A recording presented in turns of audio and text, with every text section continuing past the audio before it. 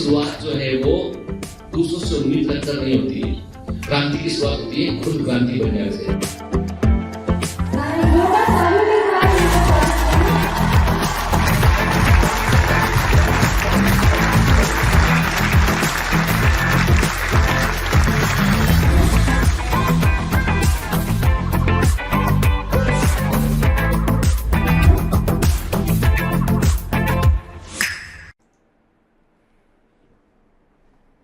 Hello commandos, welcome to बायोवेंटर्स classes online. I am doctor Jitendra Singh और हम पढ़ रहे हैं molecular basis of inheritance, one of the most important chapter, एक सबसे डायनामिक चैप्टर जहां से एग्जाम में सबसे अधिक क्वेश्चन पूछे जाते हैं। ये वो चैप्टर है जहां से एग्जाम में जब क्वेश्चन आता है तो वो अक्सर जो है वो जिन लोगों ने ठीक से इस चैप्टर को नहीं पढ़ा है वो उसका उत्तर नहीं कर पाते हैं। ठीक है, आप समझ लीजिए कि बायोलॉजी के अंदर सबसे जो है वो ऐसे सबसे कॉम्प्लिकेटेड चैप्टर में से कोई एक चैप्टर है तो वो है मॉलिक्यूलर बेसिस ऑफ इनहेरिटेंस के, जिसको अभी तक हम समझते हुए आ रहे हैं। और मुझे पूरी उम्मीद है कि आपने 100% चीजें आपको समझ में आई होंगी और आपने इन चीजों को अच्छे से समझा होगा बेटा। ठीक है, और आपने एमसीक्यू भी लगाए होंगे, आपको जो भी डीपीपी में क्वेश्चन मिलते हैं वो जरूर आप लगा रहे होंगे, है ना बेटा। चलिए, तो पिछली क्लास में हम क्या बात कर रहे थे बेटा? पिछली क्लास में हम बात कर रहे थे जीन रेगुलेशन के ऊपर हम बात कर रहे थे, ठीक है ना। हमने कहा था कि जीन रेगुलेशन जो है वो क्यों उसकी रिक्वायरमेंट होती है और कैसे मालूम चलता है कि जीन रेगुलेट कर रहे हैं हो रहे हैं, ठीक है। तो हमने वहां पर अलग अलग लेवल पर बात की थी कि प्रोकैरियोटिक में कैसे होता है, यूकैरियोटिक में कैसे होता है। भूल तो नहीं गए ना? याद है ना पिछले लेक्चर में मैंने क्या पढ़ाया था आपको, ठीक है। और क्लियर कर दो कि यदि आप पिछला लेक्चर मिस कर ये लेक्चर डायरेक्ट देख रहे हैं तो आपको समझने में दिक्कत जाएगी, ठीक है। यानी बेटा क्या होता है कि कोई भी चैप्टर पढ़ते हैं ना उसको बीच में रैंडमली नहीं देखना चाहिए, उसको बिल्कुल सीक्वेंस से देखेंगे आप तो आपको एक एक बात समझ में आएगी, ठीक है ना। चलिए, तो जिन लोगों ने पिछला लेक्चर मिस किया है जाइए वापस और लेक्चर नंबर 15 को पहले देखिए, फिर 16 में आप आइए। क्लियर? चलिए, तो पहले आगे बढ़ने के पहले आप मुझे कुछ प्रश्नों के उत्तर देंगे, ठीक है। तो पहला तो क्वेश्चन आपसे यह है कि बताइए बेटा कि ओपिरॉन में जिस ओपिरॉन को हम जो है वो इंड्यूसिबल सिस्टम कहते हैं, जिस ओपिरॉन को हम इंड्यूसिबल सिस्टम कहते हैं, वो ओपिरॉन जो है वो नॉर्मल कंडीशन में स्विच ऑन होता है या स्विच ऑफ होता है? वो स्विच ऑन होता है या स्विच ऑफ होता है? ध्यान से क्वेश्चन सुनिए। जिस ओपिरॉन को हम इंड्यूसिबल सिस्टम कहते हैं, जिस ओपिरॉन को हम प्रेरक तंत्र कहते हैं, इंड्यूसिबल सिस्टम कहते हैं, वो सामान्य अवस्थाओं में नॉर्मल कंडीशन में स्विच ऑन होता है कि स्विच ऑफ होता है? क्लियर? क्वेश्चन समझ में आया क्या पूछा मैंने? जिस ओपिरॉन को आप इंड्यूसिबल सिस्टम कहते हैं, सामान्य अवस्थाओं में उस ओपिरॉन का स्विच ऑन रहता है या स्विच ऑफ रहता है, यह आप बताएंगे, ठीक है। क्लियर? ठीक है। फिर आपको दूसरा क्वेश्चन का उत्तर देना है बेटा कि जिस ओपिरॉन को हम रिप्रेसिबल सिस्टम कहते हैं, जिस ओपिरॉन को हम रिप्रेसिबल सिस्टम कहते हैं, संदमक तंत्र कहते हैं, सामान्य अवस्थाओं में उसका स्विच ऑन होता है या ऑफ होता है? नॉर्मल कंडीशन में उसका स्विच ऑन होता है या ऑफ होता है, ये आप मुझे बताएंगे। क्लियर? और दोनों चीजों के बारे में मैंने पिछले लेक्चर के आखिर में मैंने दोनों के बारे में आपको बतलाया था, ठीक है बेटा। और आप मुझे एक लास्ट क्वेश्चन ये कि आप मुझे इंड्यूसिबल सिस्टम का एग्जांपल बतलाएंगे और रिप्रेसिबल सिस्टम का एग्जांपल बतलाएंगे, ठीक है। यानी किस तरह के ओपिरॉन जो है वो इंड्यूसिबल सिस्टम में रखते हैं हम और कौन सा ओपिरॉन एग्जांपल होता है रिप्रेसिबल सिस्टम का। क्लियर? ठीक है। क्वेश्चन समझ में आया बेटा? और यदि क्वेश्चन समझ में नहीं आया है तो उसका मतलब पिछला लेक्चर आपने ठीक से नहीं देखा है, ठीक है ना। क्लियर? चलिए, तो हमारी जो है एक ब्यूटीफुल स्टोरी में हम आगे बढ़ते हैं। ये कहानी है डीएनए की, ये कहानी है सेल के अंदर जेनेटिक मैसेज के फ्लो करने की। इस कहानी में हम देख चुके हैं कि DNA molecule auto catalytic function करता है, अपनी खुद की कॉपी तैयार करता है, उसे रेप्लिकेशन कहते हैं। DNA molecule also behave like A template for the mRNA synthesis. DNA molecule RNA के निर्माण के लिए भी सांचे के समान काम करता है। डीएनए के टेम्पलेट पर आरएनए का बनना कहलाता है ट्रांसक्रिप्शन, और कभी कभी आरएनए के टेम्पलेट पर डीएनए का आपको बनता हुआ भी देखा जाता है। इसको हम बोलते हैं रिवर्स ट्रांसक्रिप्शन कहते हैं, टैमिनिज्म कहते हैं, ठीक है। याद रखिएगा, डीएनए ट्रांसलेशन में प्रोटीन बनाने के लिए सीधा सांचे के समान काम नहीं करता है। DNA always work with the help of RNA के, डीएनए आरएनए की हेल्प से ही काम करता है। याद है ना आपको के? तो मैंने आपसे कहा था जेनेटिक इंफॉर्मेशन को यदि वॉल्ट में स्टोर करके रखना है तो DNA is the best molecule, और जेनेटिक इंफॉर्मेशन का फ्लो करना है तो आरएनए इज द मॉलिक्यूल जो इसमें हेल्प करता है डीएनए की। क्लियर? और कोई भी जीन या डीएनए अपने आप को एक्सप्रेस करता है by the way of transcription and translation, ठीक है बेटा। चलिए, तो हम डीएनए मॉलिक्यूल की स्ट्रक्चर के बारे में, इसकी कई सारी मिस्ट्री को हम सुलझा चुके हैं। हम देख चुके हैं कि डीएनए मॉलिक्यूल किस तरह का होता है, हम देख चुके हैं कि जीन क्या होता है। तो अभी हम बात कर रहे हैं जीन के रेगुलेशन के ऊपर, ठीक है, कि मतलब हमारे सिस्टम में हमारी जो बॉडी है उसके अंदर कब किस सेल में कौन से जीन चालू होंगे और कौन से जीन बंद रहेंगे। मैंने आपसे कहा था जीन यदि काम कर रहा है तो स्विच ऑन बोलते हैं, और जीन काम नहीं कर रहा है तो स्विच ऑफ कहते हैं, ठीक है, क्लियर। मैंने आपसे कहा था कि यूकैरियोटिक में यदि आपको जो है वो जीन के एक्सप्रेशन को रेगुलेट करना हो, यूकैरियोटिक में यदि आपको जीन के रेगुलेशन को एक्सप्रेस करना हो तो आपको अलग अलग लेवल मिल सकते हैं। जैसे कि मैंने कहा सबसे पहला काम तो करो कि ट्रांसक्रिप्शन को कंट्रोल में कर लो आप, ठीक है, मतलब एमआरएनए को बनने ही मत दो, क्लियर। तो पहला कंट्रोल तो हो गया है, ट्रांसक्रिप्शन के लेवल पे हो गया। दूसरा कंट्रोल, जब हमें मालूम है यूकैरियोटिक में जो जीन होते हैं वो होते हैं स्प्लिट जीन होते हैं, एक्सॉन इंट्रॉन सीक्वेंस, ठीक है। फिर स्प्लिट जीन को कॉपी करने पर प्राइमरी स्क्रिप्ट बनता है, प्राइमरी ट्रांसक्रिप्ट बनता है, इसको हम बोलते हैं एचएनआरएनए बोलते हैं, है ना बेटा, एचएनआरएनए कहते हैं। इसमें एक्सॉन और इंट्रॉन सीक्वेंस दोनों होते हैं। इस एचएनआरएनए की होती है प्रोसेसिंग। याद है कि नहीं याद के? अरे जोर से हाँ बोलो यार, पढ़ाया पिछली क्लास में मिनट के, और ऐसा नहीं करोगे तो कैसे काम चलेगा यार, है ना, ठीक है। तो मैंने क्या बोला, एचएनआरएनए की होती है आरएनए प्रोसेसिंग। क्या बोलते हैं बेटा इसको? हम स्प्लाइसिंग कहते हैं, है ना बेटा, ठीक है। स्प्लाइसिंग में क्या करते हैं हम, इंट्रॉन को निकालकर बाहर कर देते हैं, एक्सॉन को आपस जोड़ देते हैं। तो दूसरा कंट्रोल का लेवल है कि आप आरएनए स्प्लाइसिंग मत होने दो। जब आरएनए स्प्लाइसिंग नहीं होने देंगे आप तो आपका एचएनआरएनए काम ही नहीं कर पाएगा, क्योंकि एक्चुअल एमआरएनए काम कर पाता है, एचएनआरएनए जो है प्रोटीन को ठीक से नहीं बना पाता है। चलो मान लिया हमने कि एक्चुअल एमआरएनए बन गया, वास्तविक एमआरएनए बन गया, तो एमआरएनए बनने के बाद न्यूक्लियर मेम्ब्रेन को क्रॉस करके कहां पहुंचता है, साइटोप्लाज्म में पहुंचता है, जहां पर राइबोसोम से वो राइबोसोम के साथ में मिलकर जो है प्रोटीन को बनाता है, राइबोसोम से इंटरेक्ट करेगा और प्रोटीन को बनाएगा, ठीक है। तो एक काम करते हैं, यदि एमआरएनए बन गया है तो उसको न्यूक्लियर पोर्ट से बाहर मत निकलने दो, तो मतलब ट्रांसपोर्ट को कंट्रोल कर सकते हो आप। लेवल नंबर 3 हो गया, यू कैन कंट्रोल ट्रांसपोर्ट। अब एमआरएनए मान लीजिए बाहर निकल के आ गया, साइटोप्लाज्म में आ गया, तो अब यहां पर पॉसिबिलिटी है कि हम एमआरएनए को राइबोसोम के साथ मिलकर प्रोटीन बनाने से रोक दें हम, तो मतलब ट्रांसलेशन के लेवल पे कंट्रोल कर सकते हैं हम, ठीक है। और एक लेवल और होता है जो कहलाता है पोस्ट ट्रांसलेशन कंट्रोल। ये होता है कि प्रोटीन का मॉडिफिकेशन मत होने दो आप, कहने प्रोटीन बन भी गया है तो प्रोटीन बनने के बाद जो है वो गोल्जी कॉम्प्लेक्स में जाएगा, वहां जाकर क्या करेगा, उसके अंदर जिसको 3 डायमेंशनल स्ट्रक्चर में कन्वर्ट करेंगे और फिर वो एंजाइम के फॉर्म में आएगा। तो प्रोटीन बनने के बाद भी कंट्रोल कर सकते हो, मतलब वी हैव ऑलमोस्ट 5 लेवल के 5 अलग अलग लेवल हमारे पास होते हैं इनके। और आप देखिए ये लेवल पर आप प्रोटीन बनना, जीन के एक्सप्रेशन को कंट्रोल में ला सकते हैं। लेकिन सबसे effective one of the mechanism कोई है तो वो है ट्रांसक्रिप्शन को कंट्रोल, सबसे इफेक्टिव मैकेनिज्म, ठीक है, ट्रांसक्रिप्शन को कंट्रोल करना। और ऐसा इसलिए भी है क्योंकि प्रोकैरियोटिक के पास तो होते हैं कंटीन्यूअस जीन, प्रोकैरियोटिक में स्प्लिट जीन नहीं होते हैं। तो प्रोकैरियोटिक में जो सबसे बेहतर तरीका होता है जीन रेगुलेशन का, सबसे बेहतर तरीका जो प्रोकैरियोटिक में होता है वो होता है कि आप ट्रांसक्रिप्शन को कंट्रोल कर लीजिए। It is the best method in prokaryotic to for the gene regulation.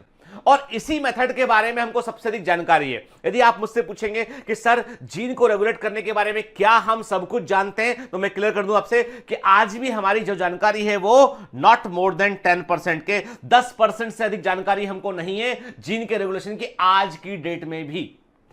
Clear? मतलब यह है कि अभी भी 90% हम जो है खोज रहे हैं, और जिस दिन हमें पूरी 100% जानकारी मिल गई ना जीन रेगुलेशन की, आप समझ लीजिए कैंसर जैसी बीमारियां, ठीक है, नहीं रहेंगी। और इनबॉर्न एरर ऑफ मेटाबॉलिज्म, जो बीमारियां जो है वो जन्मजात होती है, जेनेटिक डिजीज होती है, उनका इलाज हम ढूंढ लेंगे, क्योंकि हम जीन का रेगुलेशन समझ चुके होंगे। तो हम जो जीन डिफॉल्टेड है उनको हम हटा देंगे, रिप्लेस कर देंगे, या उन जीन को हम जो है ठीक कर सकते हैं, मरम्मत कर सकते हैं। एंड हम जब आने वाले सदियों, समझ लीजिए आप कि हार्डली इस पूरे में जो वक्त लगना है हमको, वो लगना है 50 से लेकर 60 साल का वक्त है। इस साल इन समय में के बाद आज के 50 साल के बाद जो डॉक्टर्स होंगे they are able to treat at the level of gene के लेवल पे वो ट्रीटमेंट कर पाएंगे, ठीक है।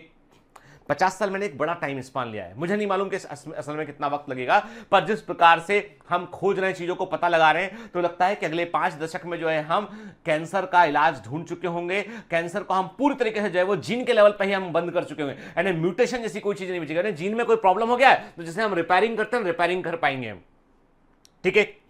इसलिए जीन रेगुलेशन को जानना जरूरी भी है हमको। ठीक है, तो चलिए, पिछली क्लास में मैंने आपसे कहा था कि जो है वो जैकब और मोनार्ड ने जो है ओपेरॉन मॉडल को दिया, और ओपेरॉन मॉडल जो है इन्होंने 1961 में दिया, और 1965 में इसके लिए इनको नोबेल प्राइज मिला। ठीक है, क्लियर। और ओपेरॉन में क्या क्या शामिल है? ओपेरॉन में प्रमोटर, ऑपरेटर, स्ट्रक्चरल जीन शामिल होते हैं। अब देखो बेटा, ओपेरॉन में क्या क्या शामिल है, इस प्रश्न का उत्तर जो है आपका नीट में थोड़ा सा अलग होगा और इसका उत्तर एम्स में थोड़ा सा अलग होगा। क्यों अलग होगा हम बात करेंगे, क्योंकि एनसीईआरटी में कहां पर मिस्टेक है, कहां पर गलती है, उसको हम दिमाग में रखेंगे और उसके अकॉर्डिंग तय करेंगे क्या हमें उत्तर लगाना है। ठीक है, तो मैं आपको जब डीपीपी दूंगा आपको इस पर, तो आप समझ लीजिएगा कि मैं आपको 3-4 पॉसिबिलिटी के क्वेश्चन दूंगा, तो उसमें लकीर के फकीर मत बनिएगा। ठीक है, कि सर आपने कहा था ये, तो हमने ये लगा दिया।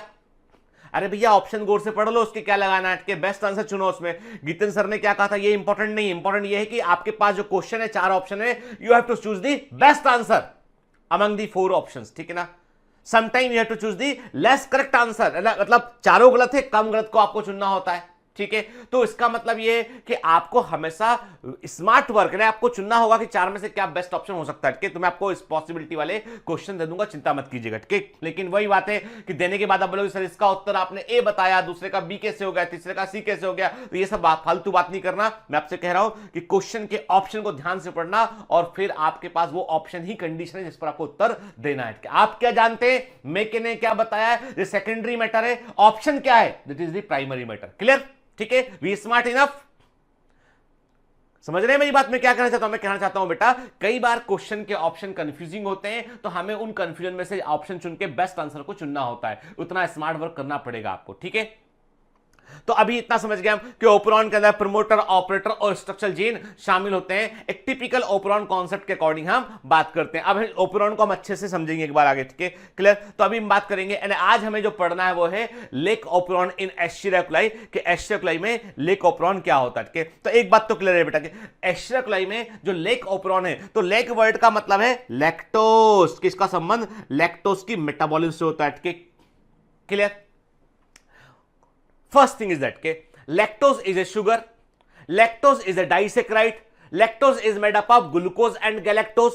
ठीक है, और lactose is not the general food of the bacteria. Bacteria सामान्यतः लैक्टोज को खाना पसंद नहीं करता है। कौन सा बैक्टीरिया की बात कर रहे हैं हम, एस्चेरिया कोलाई बैक्टीरिया की बात कर रहे हैं। कि उसको पसंद नहीं है, कि उसको पसंद नहीं है कि उसको रोज लैक्टोज खिला दे के, यानी उसका जो फेवरेट फूड है एस्चेरिया कोलाई का, जो फेवरेट फूड है वो है ग्लूकोज। He likes glucose. के वाह मजा आ गया, ग्लूकोज मिल गया। ठीक है, लेकिन लैक्टोज दोगे, अब ग्लूकोज है ही नहीं मीडियम में, तो अब भूखा व्यक्ति जो है वो क्या करेगा। ठीक है, तो भूखा मरने से बेहतर है कि भैया जो अवेलेबल है उसे खा लो। ठीक है, तो ये क्या करेगा, ये जो है वो आप सिंपल सी बात है, आपको जो है वो आपको लौकी की सब्जी पसंद नहीं है।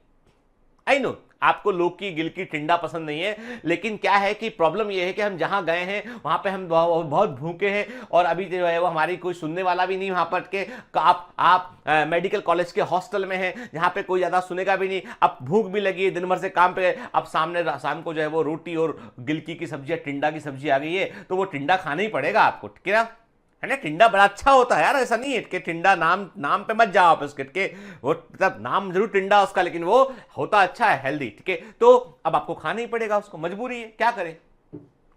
तो बैक्टीरिया की जिंदगी में भी ऐसी कुछ गुजरता है कि उसका फेवरेट फूड तो है ग्लूकोज, लेकिन जब मीडियम में ग्लूकोज नहीं होगा तो लैक्टोज खाना पड़ेगा।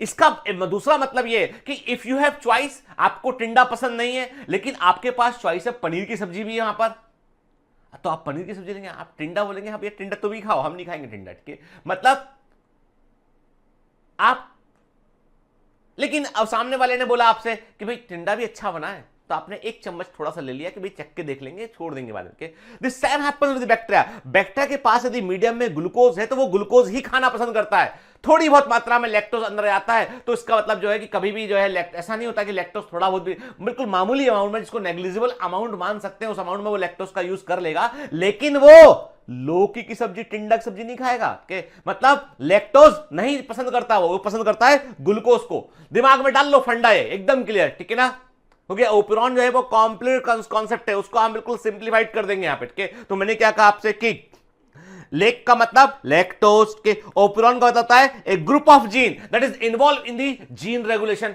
ओपेरॉन का मतलब है ग्रुप ऑफ जीन, जीन का समूह जो जीन नियमन में काम करता है। ठीक है, तो एस्ट्रोक्लाई में लेक ओपेरॉन का संबंध है लैक्टोज मेटाबॉलिज्म के एंजाइमों के बनने से। ठीक है, एस्ट्रोक्लाई expresses genes for glucose metabolism continuous. आप देखो भाई, जो पसंद है उसके लिए तो हमेशा तैयार है खाने के लिए। आप पनीर की सब्जी खिलाओ, हर समय तैयार है खाने के लिए। क्या? ठीक है, बढ़िया बढ़िया बटर चिकन, लोग जिनको पसंद है नॉनवेज खाना वो बटर चिकन भी खाना पसंद करते हैं। भैया वो क्यों खाएंगे?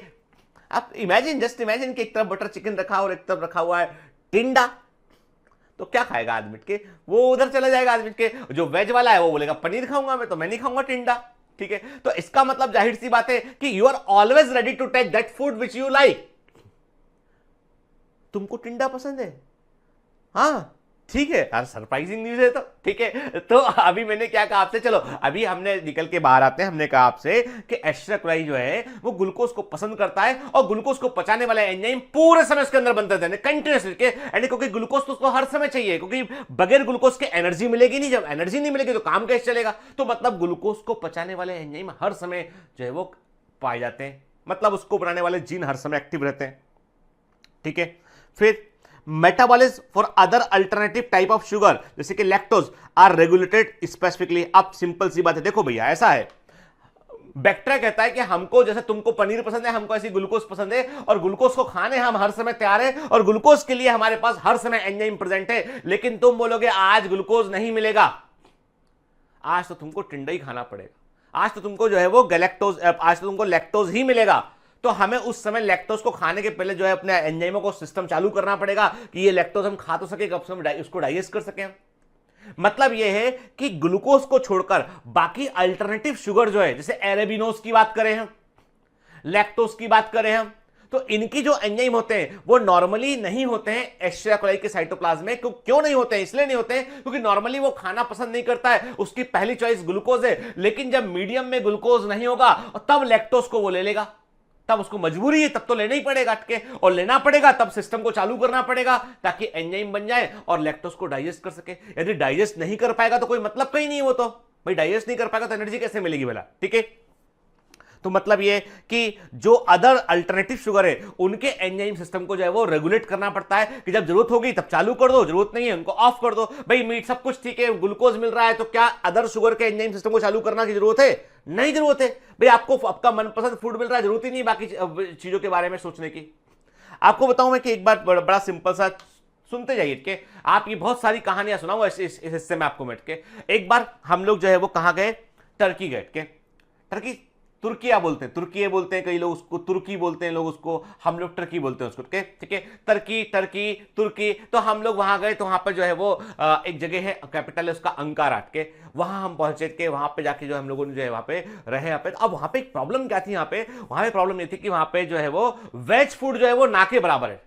तुर्की इसे जो है वो एक डिफरेंट टाइप का यूरोपियन और एशियाई टाइप का कंट्री था। बेसिकली उसका आधा हिस्सा यूरोप में आता है, आधा हिस्सा एशिया में आता है, ऐसा कंट्री है उठ के। और जो है वहां पर जो फूड है वो फूड पूरा नॉन वेजिटेरियन के। और जहां हम रुके थे वहां पर जो है वो एक हॉस्टल जैसा था। यहाँ पे तो मैं एक ट्रेनिंग के सिलसिले में गया होता है, हॉस्टल जैसा था। हॉस्टल में बकायदा वो टाइम था कि मॉर्निंग में ये लंच का टाइम है, ब्रेकफास्ट टाइम है, लंच का टाइम और डिनर का टाइम के।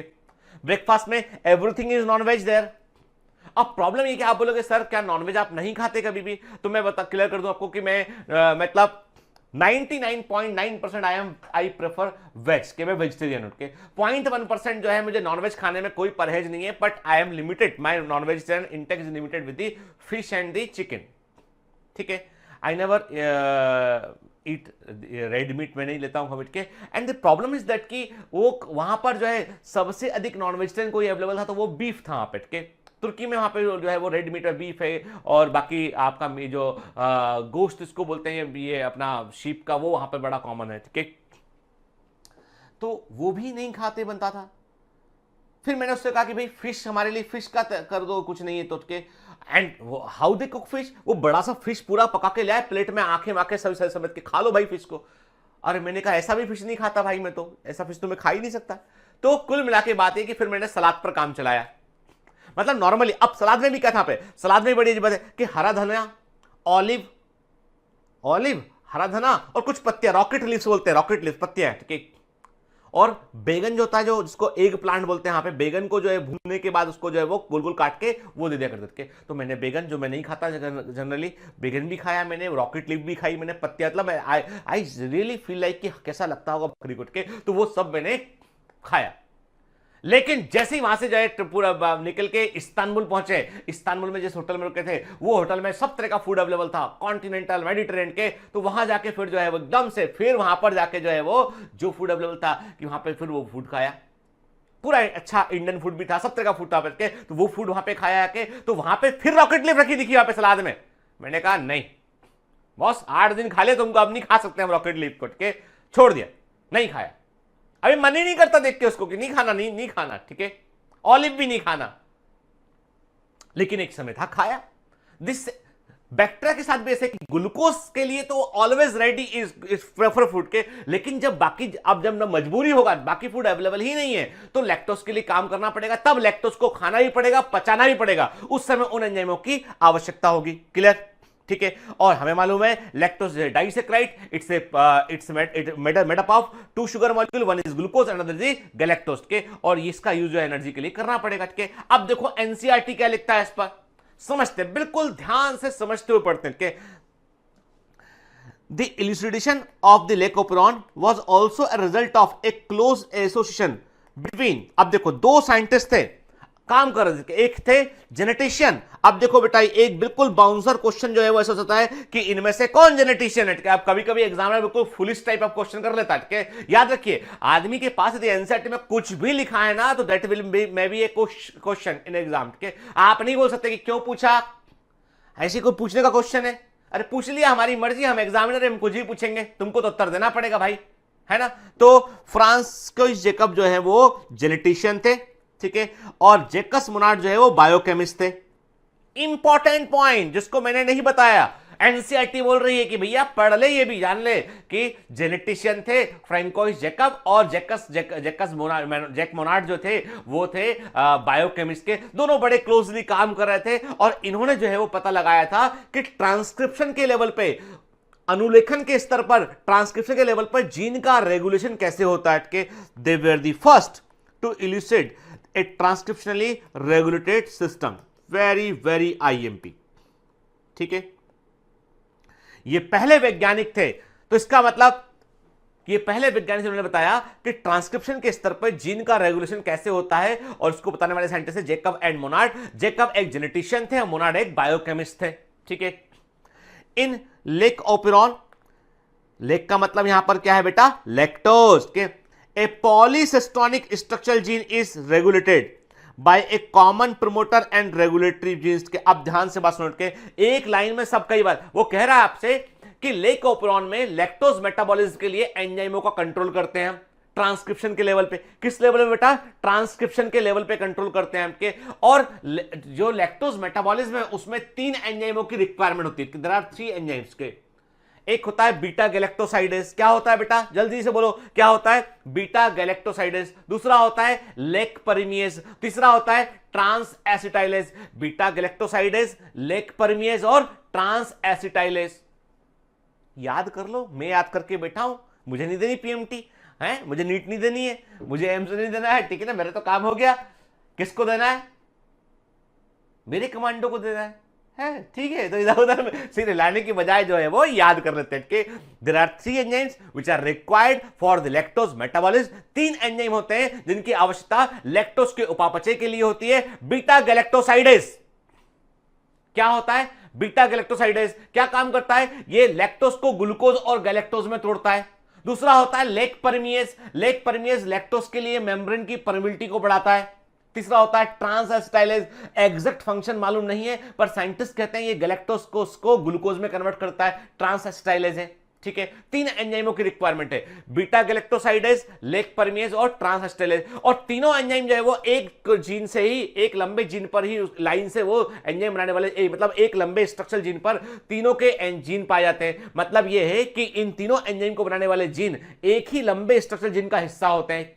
मतलब ऐसा जीन जिसमें एक से अधिक जीन एक साथ जुड़े होते हैं वो क्या बनता है, पॉलीसिस्टोनिक जीन। पॉली मतलब कई सारे, सिस्टोन मतलब जीन, पॉली मतलब कई सारे, सिस्टोन मतलब जीन, तो पॉलीसिस्टोनिक कंडीशन बनती है। जब एमआरएनए बनेगा तो वो एमआरएनए क्या होगा, पॉलीसिस्टोनिक एमआरएनए होगा, जो तीनों एंजाइमों को बना पाएगा, है ना बेटा। ठीक है, चलिए, तो हमने इस वर्ड का मतलब समझा, पॉलीसिस्टोनिक स्ट्रक्चरल जीन, मतलब ये है कि इसके पास में 3 जीन होते हैं, लाइन से लगे होते हैं, ठीक है ना। और ये जीन क्या होते हैं, जीन Z होता है बीटा गैलेक्टोसाइडस के लिए, जीन Y होता है लेक परमियस के लिए, जीन A होता है ट्रांस एस्टाइलस के लिए। चिंता मत करो, आगे आगे लिखाऊंगा मैं, आगे है, ठीक है। ZY तीनों लाइन से होते हैं, सीक्वेंस भूलना नहीं, सीक्वेंस भूलना नहीं, ZYA, क्लियर, ठीक है।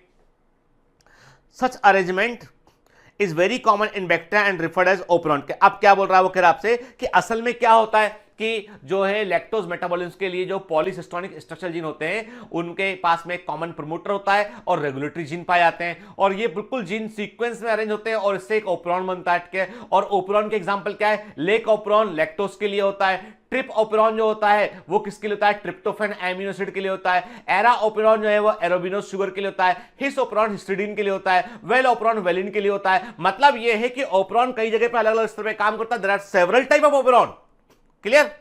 चलिए, हमको पढ़ना है इसमें से lac operon and trp operon, these are most important, ठीक है, ठीक है। और एनसीईआरटी में केवल लेक ओपेरॉन दे रखा है, लेकिन ट्रिप ओपेरॉन हमको इसलिए पढ़ना होता है, कंपैरेटिव क्वेश्चन आता है इसलिए पढ़ना होता है, ठीक है। चलिए, क्या लिखा है एनसीईआरटी में, the lake operon consist of 1 regulatory gene, जिसको हम आई जीन बोलते हैं। आई का मतलब यहां पर जो है वो इंड्यूसर नहीं है, आई का मतलब यहां पर जो है बेसिकली हम क्या बोलते हैं इसको, इसका मतलब है इनहिबिटर, क्या, ठीक है। तो हमने क्या बोला, आई जीन बोला, तो रेगुलेटर जीन होता है जिसको हम आई जीन कहते हैं। तो मतलब रेगुलेटर जीन को हम आई से सिंबल से शो करते हैं, आई जीन है, ठीक है। does not refer to inducer, rather it is derived from the word inhibitor, के। और 3 स्ट्रक्चरल जीन होते हैं, ठीक है, ZYA, Z, Y and A, 3 structural gene होते हैं, ठीक है। अब यहां पर कंफ्यूजन क्या होता है कि आपसे एग्जामिनर पूछता है कि लेक ओपेरॉन में क्या क्या शामिल है, ठीक है। तो मेरी बात ध्यान सुनेगा आपके, जो रेगुलेटर जीन होता है ना, कोई भी जीन जो अपने आप को एक्सप्रेस करता है ना, वो बगैर प्रमोटर के काम नहीं कर सकता है। कोई भी जीन जो अपने आप को प्रोटीन बनाकर एक्सप्रेस करेगा, एमआरएनए बनाकर एक्सप्रेस करेगा, कोई भी जीन जो एमआरएनए बनाएगा, एमआरएनए से प्रोटीन बनाएगा और अपने आप को एक्सप्रेस करेगा, ऐसा कभी भी बगैर प्रमोटर के नहीं होता है। तो promoter is always considered as a part of a gene, समझना बात करके। मतलब जो आप यहां पर आई जीन देख रहे हैं ना, जो इनहिबिटर जीन देख रहे हैं, जिसको हम रेगुलेटर जीन बोल रहे हैं, मेरी बात ध्यान सुनो यार, जिसको बेटा हमने आई जीन बोला, आई मतलब इनहिबिटर, जिसके लिए हम रेगुलेटर जीन वर्ड यूज करें, उसके पास भी अपना खुद का प्रमोटर होता है, उसके पास भी अपना खुद का प्रमोटर होता है, ये छोटा सा प्रमोटर लगा दिया, ठीक है।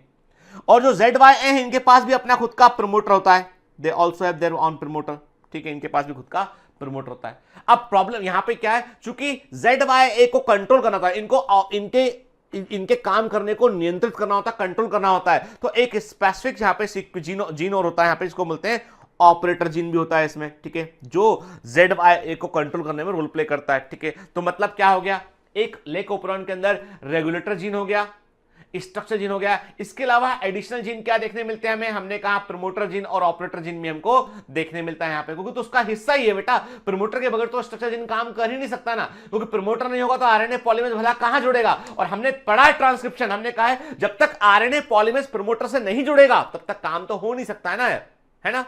तो बट ऑब्वियस सी बात है, तो एनसीईआरटी ने क्या किया, इस स्टेटमेंट को उन्होंने मास्क कर दिया, यानी इसको ठीक से लिखने की बजाय इसको उन्होंने अधूरा लिख दिया, and this is the confusion in the. अब देखो, एग्जामिनर यदि इंटेलिजेंट होगा, और एग्जामिनर को आपको इंटेलिजेंट मानना ही चाहिए हमेशा, ठीक है। लेकिन पिछली बार जब नीट का पेपर हुआ 2019 में, तो मैंने महसूस किया कि क्या महसूस किया कि एग्जामिनर कई बार केयरलेस होकर भी क्वेश्चन दे देते हैं, केयरलेस के, क्योंकि उसमें गलत थे कुछ क्वेश्चन के आंसर के, और गलत थे और गलत आंसर को उन्होंने कैरी भी कर लिया आगे, ठीक है, जिससे रिजल्ट पे फर्क पड़ा। हालांकि परसेंटाइल में रिजल्ट देने से ज्यादा फर्क नहीं पड़ा, पर तब भी मैं मानता हूं कि यदि आप कोई एग्जाम ले रहे हैं, इतना बड़ा नेशनल लेवल का एग्जाम ले रहे हैं, तो प्लीज यार 90 क्वेश्चन ढंग से निकाल लो, ठीक है, अच्छे से निकाल लो। बच्चों के भविष्य का सवाल है, उसमें क्या क्वेश्चन गलत निकालना, गलती हो जाती कई बार, ह्यूमन मिस्टेक में आंसर भी किसी हो गया वो, लेकिन यदि आप एक्सप्रेशन भी गलत दे रहे हैं, आंसर ही गलत चुन लिया, ऑप्शन ही गलत है, तो फिर तो गड़बड़ मामला है, ठीक है। लेकिन मेंटली तैयार रहिए, मानसिक तौर पर तैयार रहिए कि एक या दो क्वेश्चन ऐसे होंगे आपके पूरे 180 क्वेश्चन में से जिनके उत्तर कंफ्यूजिंग होंगे, जिनके उत्तर जो है गड़बड़ होंगे, जिनके लिए आप सर फोड़ने की कोशिश का मन करेगा कि कहीं जाके सर फोड़ ले कि क्या उत्तर दे दिया भाई, तो कुछ नहीं कर सकते उसमें हम, ठीक है, अप्लाई कर सकते हैं उसको। लेकिन अब देखो कुछ चीजें ऐसी थी जो हमारे कंट्रोल के बाहर है, लेकिन तब भी मैं कहूंगा कि भैया 178 क्वेश्चन, 177 क्वेश्चन, चलो 175 मान लेते, 175 question, they are absolutely right. यदि आप वो करके आते हैं you can top the examination, ठीक है ना। तो नेगेटिविटी पर फोकस मत करो, फोकस करो पॉजिटिविटी पे। क्या 180 में से हमको 175 तो सही देगा ना क्वेश्चन ये, ठीक है, बस हम वहीं फोड़ाएंगे, हम खत्म हो गई बात यार। वो 5 प्रॉब्लम सबकी है, हमारे अकेले की प्रॉब्लम नहीं है, ठीक है। तो अभी हमने क्या कहा, हमने कहा लेकोप्रोन में रेगुलेटर जीन शामिल है, उसमें जो है आपके स्ट्रक्चरल जीन शामिल है, लेकिन स्ट्रक्चरल जीन के साथ में प्रमोटर अपने आप इंटीग्रल पार्ट होता है उसका, और ऑपरेटर भी पार्ट होता है इसमें, ठीक है। फिर मैंने आपसे कहा कि अब इसको हम क्या, आई जीन को हम क्या बोल रहे हैं, आई जीन, रेगुलेटर जीन को हम रेगुलेटर या इनहिबिटर क्यों बोल रहे हैं, क्योंकि आई जीन भी अपने आप को एक्सप्रेस करता है, एक एमआरएनए बनाता है, और उस एमआरएनए से एक प्रोटीन बनता है, और वो प्रोटीन होता है रिप्रेसर प्रोटीन। इसका मतलब ये कि जो आई जीन है, ये आई जीन इनहिबिटर है, ये क्या कर रहा है, ये खुद अपने आप को एक्सप्रेस कर रहा है, एक एमआरएनए बना रहा है, वो एमआरएनए एक प्रोटीन बना रहा है, और वो प्रोटीन का एक ही पर्पस जिंदगी का कि सामने जाके मैं इसको बंद कर दूं ओपेरॉन को। रिप्रेसर है वो उसका एक ही जिंदगी का उद्देश्य उसका ये कि मेरे को इनहिबिटर जीन ने बनाया है, और मैं तो पैदाइशी नेगेटिव हूं, और मैं तो जाके सिस्टम को बंद करना है मेरे को, ठीक है। तो ये क्या है, ये जो है वो रिप्रेसर होता है लेकोप्रोन का, ठीक है। अब 3 जीन है structure gene, Z gene code for beta galactoside, Z gene beta galactoside को कोड करता है, ठीक है, which is primarily responsible for the hydrolysis of the disaccharide lactose into lactose and glucose, ठीक है। वाई जीन परमियस को code करता है, जो कि लैक्टो बीटा गैलेक्टोसाइड्स को के काम, जो कि क्या करता है बेटा, which increase permeability of the cell to beta. अब देखो ये मिस्टेक है, this is a mistake, this is not right, ये प्रिंटिंग मिस्टेक है एनसीईआरटी के अंदर, क्योंकि ये जो स्टेटमेंट आप पैराग्राफ आप देख रहे हो ना, ये एग्जैक्टली जो 1920 का एनसीईआरटी उसी को कॉपी किया गया है, कि देखिए which increase the permeability of cell to the lactose, not beta। भाई बीटा गैलेक्टोसाइड सेल के अंदर बन रहा है ना, कहां उसकी परमिलिटी बढ़ा दोगे, बाहर निकाल दोगे क्या उसको, है ना। तो ये मिस्टेक है, प्रिंटिंग मिस्टेक है बेटा, ठीक है। और इसको एनसीईआरटी में जो है वो लिखकर मैंने भी भेजा हुआ एक लेटर उनको, कि क्योंकि कई बार टीचर जो है वो किसी गलती देखकर भेजते तो वो करेक्ट कर लेते हैं अगले एडिशन में, ठीक है। मुझे उम्मीद है कि नेक्स्ट एडिशन में they will correct that mistake, ठीक है ना, क्लियर। तो समझ लीजिए, तो वाई जीन जो होता है वो परमिएज एक तरह का ट्रांसपोर्टर प्रोटीन होता है, परमिलिटी को बढ़ा रहा है, एज लगा परमिलिटी को बढ़ा रहा है, किसकी परमिलिटी को, लैक्टोज के लिए परमिलिटी को बढ़ा रहा होता है, ठीक है। फिर ए जीन ट्रांस एस्टाइलेज को कोड करता है, जो परहैप्स जो गैलेक्टोज को ग्लूकोज में कन्वर्ट करता है ताकि यूटिलाइजेशन उसका हो सके, ठीक। All the 3 gene product in लेकोप्रोन are required for the metabolism of lactose। ये तीनों के बगैर लैक्टोज का मेटाबॉलिज्म कंप्लीट नहीं हो सकता है। देखो भैया, बीटा गैलेक्टोसाइड होगा तो लैक्टोज को तोड़ेगा, पचाएगा उठ के, और लेक परमिएज लैक्टोज को अंदर आने में हेल्प करेगा, और ट्रांस एस्टाइलेज गैलेक्टोज को ग्लूकोज में कन्वर्ट करेगा, ठीक है। In most other operon as well, the genes present in the operon are needed together to function in the same or related metabolic pathway, ठीक है। बाकी operon भी इसी के समान काम करते हैं। एनसीईआरटी का आप देख रहे हैं डायग्राम के figure 6.14, that is very very important, it represent the lac operon, और एग्जाम में जब भी फिगर आता है यही आता है, और एम्स 2019 के अंदर जो है एक पाली के अंदर ये वाला फिगर पूछा गया था, ठीक है, क्लियर। अब देखो समझो बात के, मैंने आपसे क्या कहा था, मैंने कहा था ये आई है, ठीक है, मैं इस आई को पहले हाईलाइट करता हूं, ये आई है, रेगुलेटर जीन है ना, आई फॉर इनहिबिटर, ठीक है बेटा। इसके पास अपना खुद का प्रमोटर है, आप देख रहे हो अपना खुद का प्रमोटर है, ठीक है। इसने क्या बनाया, इसने रिप्रेसर एमआरएनए बनाया, इस एमआरएनए ने रिप्रेसर प्रोटीन को, इस एमआरएनए क्या किया, इसने रिप्रेसर प्रोटीन को बनाया, इसने बनाया बेटा, देखो रिप्रेसर प्रोटीन बना बनने के बाद अब देखो साथ में और क्या प्रेजेंट है, हम देखो साथ में क्या देख रहे हैं, हमें दिखाई पड़ रहा है यहां पे कि यहां पर ये है प्रमोटर जीन, ये है ऑपरेटर जीन, ठीक है, और ये है स्ट्रक्चरल जीन ZA।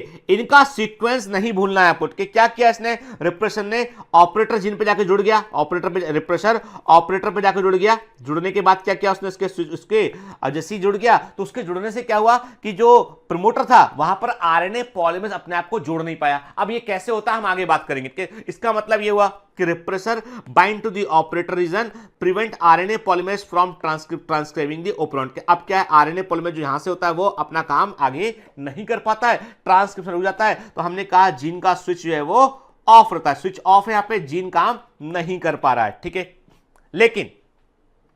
लेकिन यदि मीडियम में लैक्टोज प्रेजेंट होगा, यदि मीडियम में लैक्टोज प्रेजेंट होगा then lactose behave like a inducer. Medium में यदि लैक्टोज प्रेजेंट होगा तो लैक्टोज एक इंड्यूसर के समान काम करेगा और ये रिप्रेसर प्रोटीन से जुड़ जाएगा और रिप्रेसर प्रोटीन को कर देगा ये इनएक्टिव कर देगा, उसको जुड़ के इनएक्टिव कर देगा। जब उसको इनएक्टिव कर देगा तो अब रिप्रेसर प्रोटीन ऑपरेटर जाके नहीं जुड़ पाएगा, तब प्रमोटर से जो है आरएनए पॉलीमरेज काम करना शुरू करेगा और जीन अपने आप को एक्सप्रेस करेगा। लेक ओपरॉन का एमआरएनए, लेक ओपरॉन से जो एमआरएनए बनना चाहिए ZYA से, वो एमआरएनए बन जाएगा, तीनों एंजाइम बन जाएंगे। क्लियर?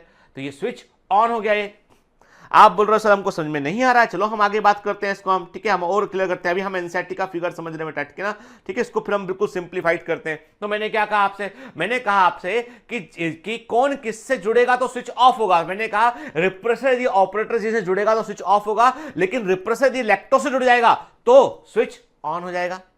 क्लियर? चलिए, इतना हम जानते हैं कि लैक्टोज जो है वो एक इंड्यूसर के समान काम करता है, इसको हम इफेक्टर मॉलिक्यूल कहते हैं। It stimulate the expression of the 3 enzyme, इसके आने से तीनों एंजाइम बनने लगते हैं। और ये 3 एंजाइम किससे बनते हैं? ये 3 एंजाइम जो है क्या होते हैं, एक होता है बीटा गैलेक्टोसाइडेज होता है, जो कि किससे बनता है जी, पहले 3 एंजाइम जो लैक्टोज मेटाबॉलिज्म के वो क्या बीटा गैलेक्टोसाइडेज है, जो जीन Z से बनता है। ये लैक्टोज को ग्लूकोज गैलेक्टोज में कन्वर्ट करता है। तो बेसिकली बेटा जो है वो it convert lactose to allo. इसके अलावा याद ध्यान से बात सुनिए कि जीन Z जो होता है वो बीटा गैलेक्टोसाइडेज को बनाता है बेटा, और बीटा गैलेक्टोसाइडेज जो होता है वो लैक्टोज को ग्लूकोज गैलेक्टोज में कन्वर्ट करता है। लेकिन एक फंक्शन और है जो एम्स के अंदर पूछा गया है, another function of beta galactosidase is that कि ये लैक्टोज के कुछ फॉर्म को एलोलैक्टोज में भी कन्वर्ट करता है, जो लेकोप्रोन के फर्दर रेगुलेशन में काम आता है, जो कि लेकोप्रोन के फर्दर रेगुलेशन में काम आता है। ठीक है ना, डिटेल में नहीं जाएंगे पर इतना दिमाग में रखेंगे हम। ठीक है, फिर दूसरा एंजाइम है लैक्टोज परमिएज, ये जीन Y से बनता है और ये लैक्टोज के ट्रांसपोर्ट में हेल्प करता है, यानी बाहर मीडियम में जो लैक्टोज है उसको अंदर आने में हेल्प करता है। देखो नॉर्मली एस्ट्रोक्लाइक ग्लूकोज यूज करता है तो ग्लूकोज के लिए उसकी परमिबिलिटी अच्छी होती है, ठीक है। लैक्टोज को वो लेना पसंद नहीं करता है, तो लेना पसंद नहीं, भाई जो सब्जी आपको पसंद नहीं वो आप थाली में क्यों लोगे, नहीं लोगे ना आपके। वैसे लैक्टोज नहीं मालूम पसंद था इसको, तो नॉर्मली सेल मेम्ब्रेन की परमिबिलिटी लैक्टोज के लिए काफी कम थी, ठीक है।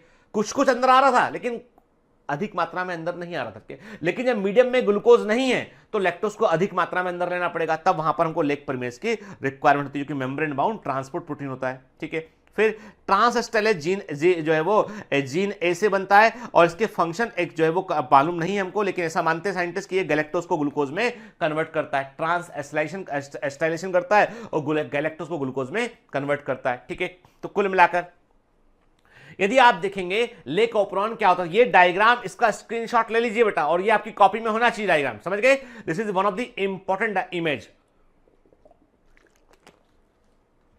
लेकोप्रोन में रेगुलेटर जीन होता है, ठीक है बेटा, उसका अपना प्रमोटर होता है, then promoter gene, operator gene, then the structural gene के। ठीक है, ये तीनों एक यूनिट हो गया, ये तीनों एक यूनिट हो गया पूरा, ये दोनों एक यूनिट हो गया पूरा। ठीक है ना बेटा, है ना, ये तीनों प्रमोटर ऑपरेटर स्ट्रक्चर जीन एक यूनिट है और रेगुलेटर जीन जो है वो अपना एक यूनिट है। इसलिए एनसीईआरटी में साफ से लिखा है कि ऑपरेरॉन के अंदर रेगुलेटर जीन और स्ट्रक्चर जीन होते हैं। भाई स्ट्रक्चर जीन होगा तो उसका अपना प्रमोटर भी होगा, ठीक है, कंट्रोल हो रहा तो उसका अपना ऑपरेटर सिस्टम भी होगा। तो ऑलमोस्ट इस सेंटेंस में वो चीजें इंक्लूड हो चुकी हैं ऑलरेडी। ठीक है ना बेटा, क्लियर। देखिए ये प्रमोटर है किसका, लेक आई, मतलब ये इनहिबिटर आई जीन काट के। फिर आप देख रहे हो ये ऑपरेटर है, प्रमोटर है किसका, ये ZYA, ठीक है, देन उनका टर्मिनेटर ये है ना। हर एक भाई स्ट्रक्चर यूनिट पूरा होगा, ट्रांसक्रिप्शन यूनिट, भाई ट्रांसक्रिप्शन यूनिट में क्या होता है, प्रमोटर होता है, स्ट्रक्चर जीन होता है और टर्मिनेटर होता है। देखो आप दोनों जगह दिखाई पड़ रहा है आपको, इसका प्रमोटर, इसका मेन जीन और इसका टर्मिनेटर के। ये क्या है, ये रेगुलेटर जीन है, ठीक है, और ये क्या है, ये पूरा का पूरा स्ट्रक्चर जीन का हिस्सा है ना बेटा, ZYA, उसका अपना रेगुलेटर, उसका अपना प्रमोटर, उसका अपना टर्मिनेटर होगा। समझ रहे हैं बात को, आपने जो कॉन्सेप्ट पहले पढ़ा है वो पूरा का पूरा यहां पर एप्लीकेबल होता है। चलो पहले बात करते हैं हम रेगुलेटर जीन कैसा होता है। Regulator gene is responsible for the synthesis of A protein called repressor. Regulator gene जो है वो रिप्रेसर प्रोटीन को बनाता है, ठीक है। In lac operon system the repressor is active. Very important बात कि लेकोप्रोन में रिप्रेसर प्रोटीन जो होता है वो एक्टिव होता है। एक्टिव का मतलब है कि बनने के बाद वो अपना काम दिखाता है, वो बनने के बाद एक्टिव रहता है और वो अपना काम करने लगता है। ठीक है, क्या काम करने लगता है? वो ऑपरेटर जीन से जाकर जुड़ेगा और लेकोप्रोन को ऑफ कर देगा। ठीक है, it has affinity for the operator gene, very very IMP. ध्यान रखिए, क्या रेगुलेटर जीन जो होता है वो ट्रांसक्रिप्शन करेगा, एमआरएनए बनाएगा, उससे रिप्रेसर प्रोटीन बनेगा और रिप्रेसर प्रोटीन जो होता है वो एक्टिव होता है, उसकी एफिनिटी होती है ऑपरेटर जीन से। किसके ऑपरेटर जीन से? लेकोप्रोन के ऑपरेटर जीन से उसकी एफिनिटी होती है। क्लियर? ठीक है, और ऐसा माना जाता है कि रेगुलेटर जीन जो होता है वो 1200 बेस पेयर लंबा होता है कि लेकोप्रोन में रेगुलेटर जीन जो होता है वो 1200 बेस पेयर लंबा होता है। क्लियर? देखो, और ये है रिप्रेसर प्रोटीन के। रिप्रेसर प्रोटीन रेगुलेटर जीन का उत्पाद होता है। ठीक है, टेट्रामर चार मॉलिक्यूल से मिलकर बना होता है ये। ठीक है ना, when bind with the operator gene switch off of the operon, जब ये ऑपरेटर जीन से जुड़ता है तो ओपरॉन का स्विच ऑफ करता है। When bind with the operator gene it switch of the operon के। याद रखिएगा, जो रिप्रेसर प्रोटीन होता है वो टेट्रामर होता है, 4 मॉलिक्यूल से मिलकर बना होता है और इसकी एफिनिटी जो होती है वो ऑपरेटर जीन से होती है। उसका स्विच जैसे ये ऑपरेटर जीन से जुड़ेगा ओपरॉन का स्विच ऑफ कर देगा ये। ठीक है, देन आते हैं प्रमोटर जीन पे। It is the DNA segment eight which RNA polymerase bind. हम जानते हैं शुरू से प्रमोटर पर आरएनए पॉलीमरेज जुड़ता है। ठीक है, the main site of promoter gene is the CRP site, very very IMP for JIPMER and AIIMS. ठीक है ना, याद रखना जिपमर एंड एम्स के लिए। नीट का इतना लेवल नहीं पूछेंगे बेटा के, पर जिपमर एम्स के याद रखें। The main site of promoter gene is CRP site के। ठीक है, सीआरपी का फुल फॉर्म होता है cyclic AMP receptor protein site. CRP का फुल फॉर्म होता है cyclic AMP receptor protein site के। याद रखिए, प्रमोटर जीन पर जहां पर आरएनए पॉलीमरेज एग्जैक्टली जाकर जुड़ता है उसे सीआरपी साइट कहते हैं। ठीक है, CRP is essential for binding RNA polymerase to the promoter site. याद रखिएगा के बिल्कुल हायर लेवल इंफॉर्मेशन ये कि आरएनए पॉलीमरेज प्रमोटर पर जिस साइट पर जाकर जुड़ता है उसका नाम क्या है? उसे सीआरपी साइट कहते हैं, cyclic AMP receptor protein site कहते हैं। के प्रिवनो के अनुसार, अकॉर्डिंग टू प्रिवनो के अनुसार, साइंटिस्ट का नाम है प्रिवनो के अनुसार, there are 3 essential element in promoter region. Promoter क्षेत्र में आपको 3 एसेंशियल एलिमेंट देखने मिलेंगे। एक रिकॉग्निशन सीक्वेंस, पहचानने वाला सीक्वेंस कि जिस प्रोटीन को जोड़ना है, उस प्रोटीन जिस आरएनए पॉलीमरेज को जोड़ना है उसको पहचान सके वर्ड के। बाइंडिंग सीक्वेंस और एमआरएनए इनिशिएशन साइट के। तो जहां पर आरएनए पॉलीमरेज जुड़ेगा वो बाइंडिंग सीक्वेंस होगा। ठीक है, एक सीक्वेंस पहचानने वाला सीक्वेंस होगा और उसके बाद आरएनए पॉलीमरेज जहां से काम करना शुरू करेगा वो एमआरएनए इनिशिएशन साइट कहलाएगा। क्लियर? ठीक है, promoter gene initiate the transcription of the structure gene के, एंड प्रमोटर जीन के पास आरएनए पॉलीमरेज होता है तो वो ट्रांसक्रिप्शन की शुरुआत करता है कि it get message from the operator gene. और याद रखिए, सूचनाओं का फ्लो ऐसा होता है कि ऑपरेटर जीन अपनी सूचनाएं देता है प्रमोटर को, ऑपरेटर जीन अपनी इंफॉर्मेशन देगा प्रमोटर जीन को और उसके बाद प्रमोटर जीन जो है वो जीन को वो आरएनए पॉलीमरेज को रिलीज कर देगा ताकि स्ट्रक्चर जीन पर प्रोटीन आरएनए एमआरएनए बन सके। It get message from operator gene and then control the mRNA synthesis के। मतलब ये कि ये प्रमोटर जीन है, ये ऑपरेटर जीन है और ये ZYA क्या है? ये स्ट्रक्चर जीन के। तो सूचनाओं का फ्लो कैसा होता है बेटा? सूचनाओं का फ्लो होगा यहाँ पे operator to promoter and promoter to the structure gene. ठीक है, याद रखिएगा, लेकोप्रोन में जो प्रमोटर जीन होता है वो 30 बेस पेयर लंबा होता है। 30 base pair long, 30 base pair लंबा होता है और ये इसे हम ऐसा मानते हैं कि it is the most recently discovered gene. सारे जीन में सबसे बाद में इसे खोजा गया वो प्रमोटर जीन था। ठीक है, ऐसा मानते हैं कि एस्चेरिया कोलाई में तकरीबन 4000 जीन होते हैं, 4000 जीन होते हैं एस्चेरिया कोलाई में। ऐसा मानते हैं कि एस्चेरिया कोलाई में 4000 जीन होते हैं, उसमें से 1000 जीन केवल प्रमोटर होते हैं। इंपॉर्टेंट के एस्चेरिया कोलाई में 4000 जीन होते हैं, उनमें से 1000 जीन केवल प्रमोटर जीन होते हैं। ठीक है, ठीक, तो याद रखिएगा कि प्रमोटर क्या है बेटा? हम बात करें तो हमने आपसे कहा क्या कहा? हमने आपसे कहा कि जो है वो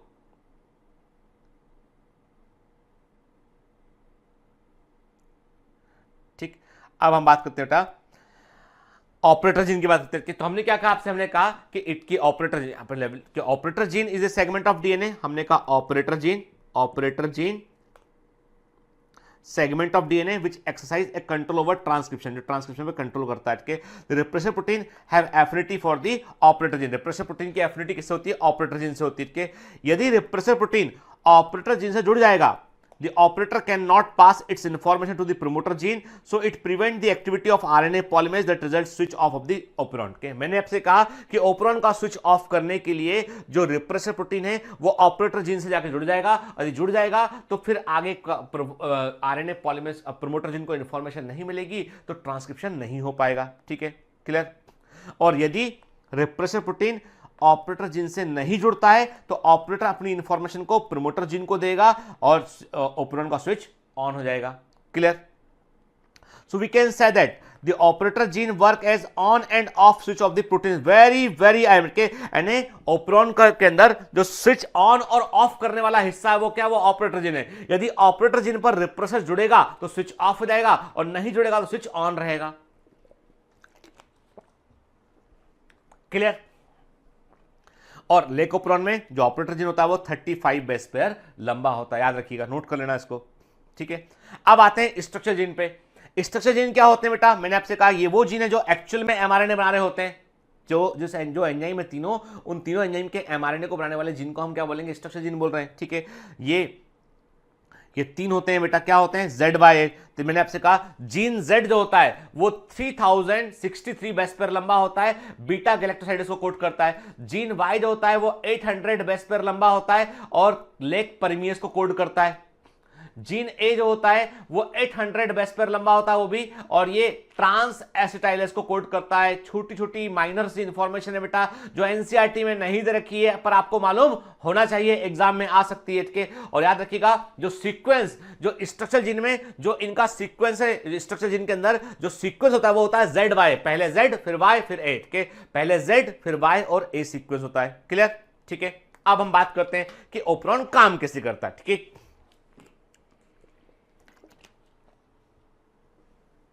हाउ द ओपरॉन वर्क्स। के अभी तक आपको दो बातें समझ में आई हैं, कंपोनेंट क्या क्या है ओपरॉन के, स्विच और ऑन और ऑफ। अभी भी आप कोरिलेट नहीं कर पा रहे, आपको लगा कि कैसे होता होगा। चलो हम देख लेते हैं कि देखो बेटा, सिंपल सी बात के लेकोप्रोन जो है, यदि हम बात करें यहाँ पे कि in the absence of lactose, देखो लैक्टोज की एब्सेंस, जब लैक्टोज नहीं होगा, लैक्टोज क्या है? इंड्यूसर, लैक्टोज नहीं होगा तो लेकोप्रोन में क्या होता है कि जो है वो लगातार जो रिप्रेसर प्रोटीन बनेगा वो ऑपरेटर पे आकर जुड़ेगा और स्विच को वो ऑफ कर देगा। ठीक है, क्लियर।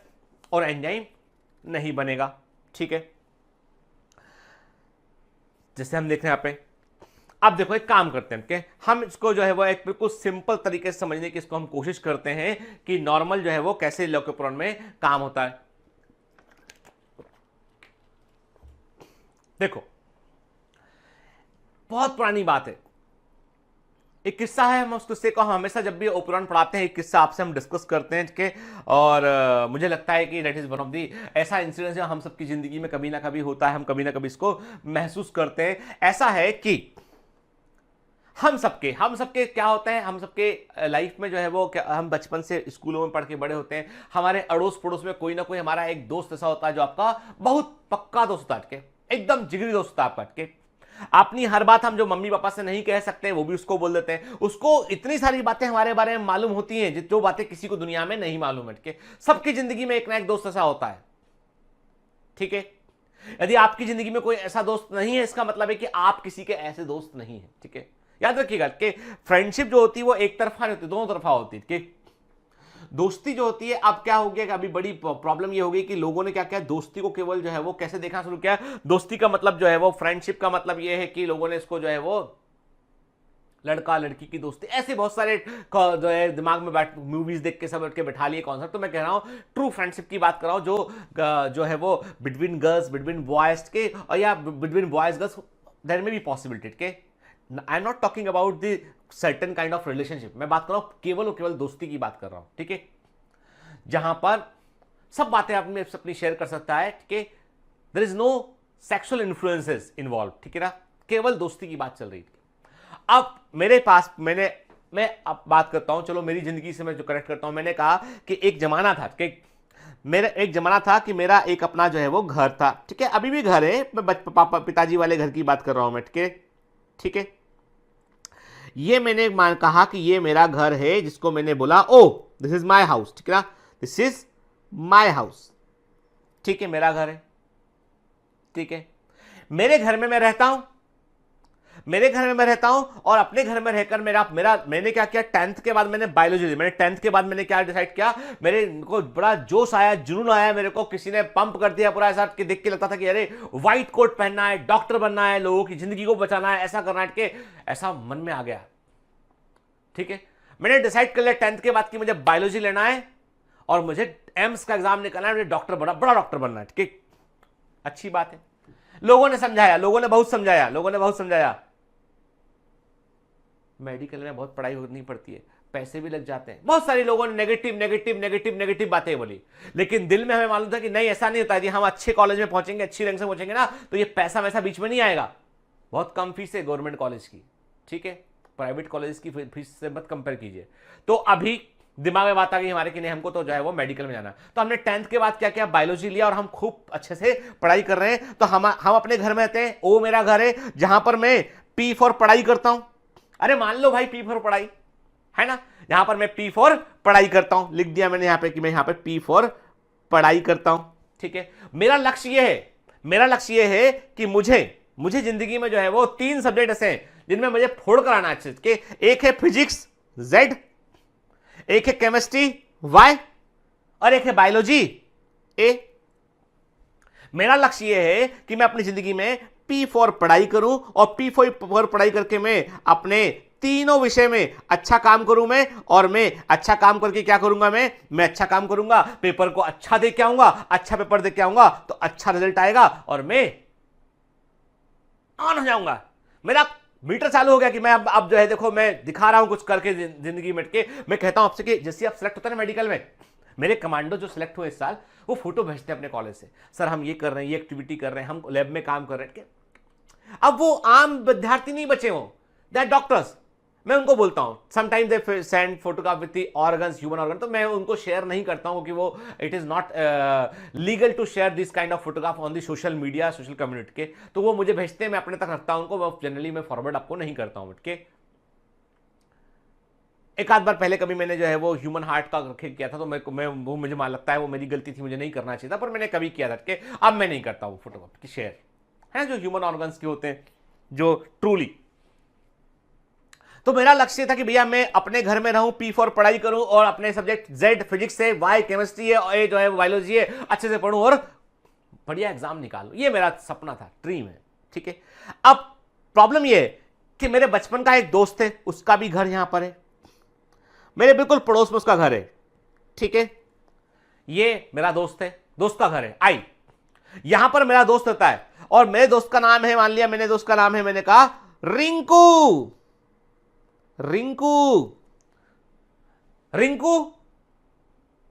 मेरा दोस्त है, ठीक है। ये दोस्त जो है वो अपने घर से निकलता है, ठीक है, अपने घर से निकलता है, ठीक है। ये मेरा दोस्त है रिंकू, अपने घर से निकलने के बाद क्या काम करता है, वो एक ही काम करता है उठ के, उसका जो है वो मैं पक्का बचपन का दोस्त हूं। और उसने भी 10th के बाद, उसने भी जिंदगी में कुछ सोचा, उसने सोचा जिंदगी में कि 10th के बाद मुझे नहीं पढ़ना, ठीक है, I just want to enjoy my life. जिंदगी एक ही बार मिलती, जिंदगी ना मिलेगी दोबारा। अरे मूवी देख के बहुत इंप्रेस हो गया वो, फिल्में देख के जो है उसके दिमाग में जो है वो फिल्मों का कीड़ा इतना चला गया उसके दिमाग में कि वो अभी जो है कपड़े भी पहनेगा तो उसमें भी जो है वो अपने कपड़े में भी जो है वो ऐसे बिल्कुल ऐसा लगना चाहिए कि मतलब कि वो कुछ स्टाइलिश आदमी है के, ऐसा नहीं मतलब कपड़े ही पहनेगा लाल पीले हरे चटकदार डिफरेंट टाइप के जिसमें अलग अलग पट्टियां बनी हो, कुछ कुछ लिखा हो जिसके अंदर के, ठीक, 6 पैक कमिंग सून, ठीक है, I am the star, see my attitude, ठीक है, ऐसी टी शर्ट पहनेगा आपके, मतलब वो एकदम मतलब डिफरेंट। बाल भी कटाएगा तो ऐसे अपने बाहर लटके, सामने आधे जैसे लटके, फिर बालों में भी क्या किया उसने, हरा हरा कलर करा लिया, फिर लाल कलर, मतलब वो इंसान कम तोता ज्यादा दिखता है, पैरट। और मैं बॉम्बे में देखता हूं, ये कॉलेज के आसपास कभी निकलता ना, लड़के ब्राउन, रेड, ग्रीन। अब गर्ल्स का तो पूछिए मत, 3 तरह के कलर, रेड, ब्राउन और ग्रीन, ब्लू।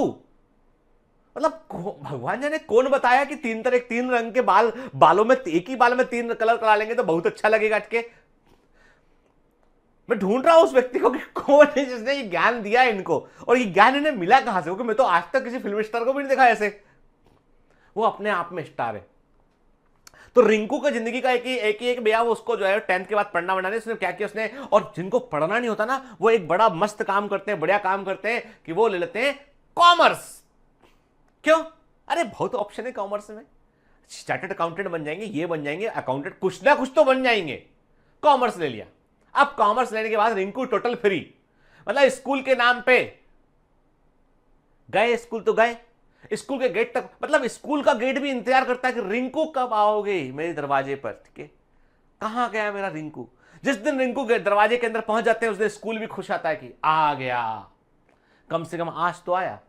प्रिंसिपल भी वो कहता है कि बहुत बढ़िया बेटा, कॉमर्स में आज तुम 3 दिन तुम आ गए, बहुत बड़ा एहसान किया तुमने। ठीक है, तो रिंकू उस तरह का। अब रिंकू की प्रॉब्लम यह है कि रिंकू जो है वो अपने घर से निकलता है रोज और मेरे घर में आके बैठ जाता है। ठीक है, मतलब उसकी एफिनिटी है मुझसे, बचपन का दोस्त है, साथ पढ़। अब उसको उसने कहा कि भाई देख ऐसा है, तू पढ़ता है, तुझे डॉक्टर बनना है, अपन को डॉक्टर नहीं बनना, अपना जिंदगी का फंडा एकदम क्लियर है, नो माथा पच्ची इन स्टडीज। ठीक है, just want to enjoy my life. और रिंकू की खास बात है कि वो उसकी मुझसे बड़ी, मतलब वो दोस्त, बचपन का दोस्त है, तो मेरे को बोलता है इसको कुछ भी बता दो तो सब काम में हेल्प करता है मिनट के, तो उसकी मुझसे बड़ी एफिनिटी है। तो वो रोज घर से निकलता है मेरे पास आके बैठ जाता है, और मेरे पास आके बैठता है, तमाम मोहल्ले के किस्से बताएगा। बता बॉस कल क्या हुआ, मैं एक मूवी देखने गया था, वहां पे ऐसा हुआ, वहां ऐसा हुआ, ठीक है, मैं कभी शादी में गया था, वहां पे ऐसा हुआ। ठीक है, मतलब ऐसी ऐसी कहानियां, आप समझ रहे हैं ना, कैसी कैसी कहानियां, ऐसी ऐसी कहानियां सुनाता है कि मन करता है कि सुन लो भाई थोड़ी देर इसकी बात। तो सुनने में क्या होता है, उसके सुनने के चक्कर में अब देखो यार, इंसान सुनने के चक्कर में क्या, पी फॉर पढ़ाई नहीं हो पा रही है। पी फॉर पढ़ाई क्यों नहीं हो पा रही है? अब टाइम तो इसने ले लिया, मेरा पूरा एफिनिटी आ गया, पी फॉर पढ़ाई नहीं हुई। जब पी फॉर पढ़ाई नहीं हुई तो फिजिक्स भी नहीं बन रहा, केमिस्ट्री भी नहीं बन रहा, बायोलॉजी भी नहीं बन रहा, कुछ नहीं बन रहा। साल भर ऐसा होता रहा। रिजल्ट आया तो उम्मीद से रिजल्ट खोल के देखा, क्या आया रिजल्ट में आया नो, नहीं हुआ आपका। भाई साहब जाइए, रिंकू से बात कीजिए जाके। ठीक है, रिंकू ही आपकी जिंदगी सुधार सकता है। बड़ा बुरा लगा मन में कि यार सिलेक्शन नहीं हुआ, बहुत बुरा लगा ये तो।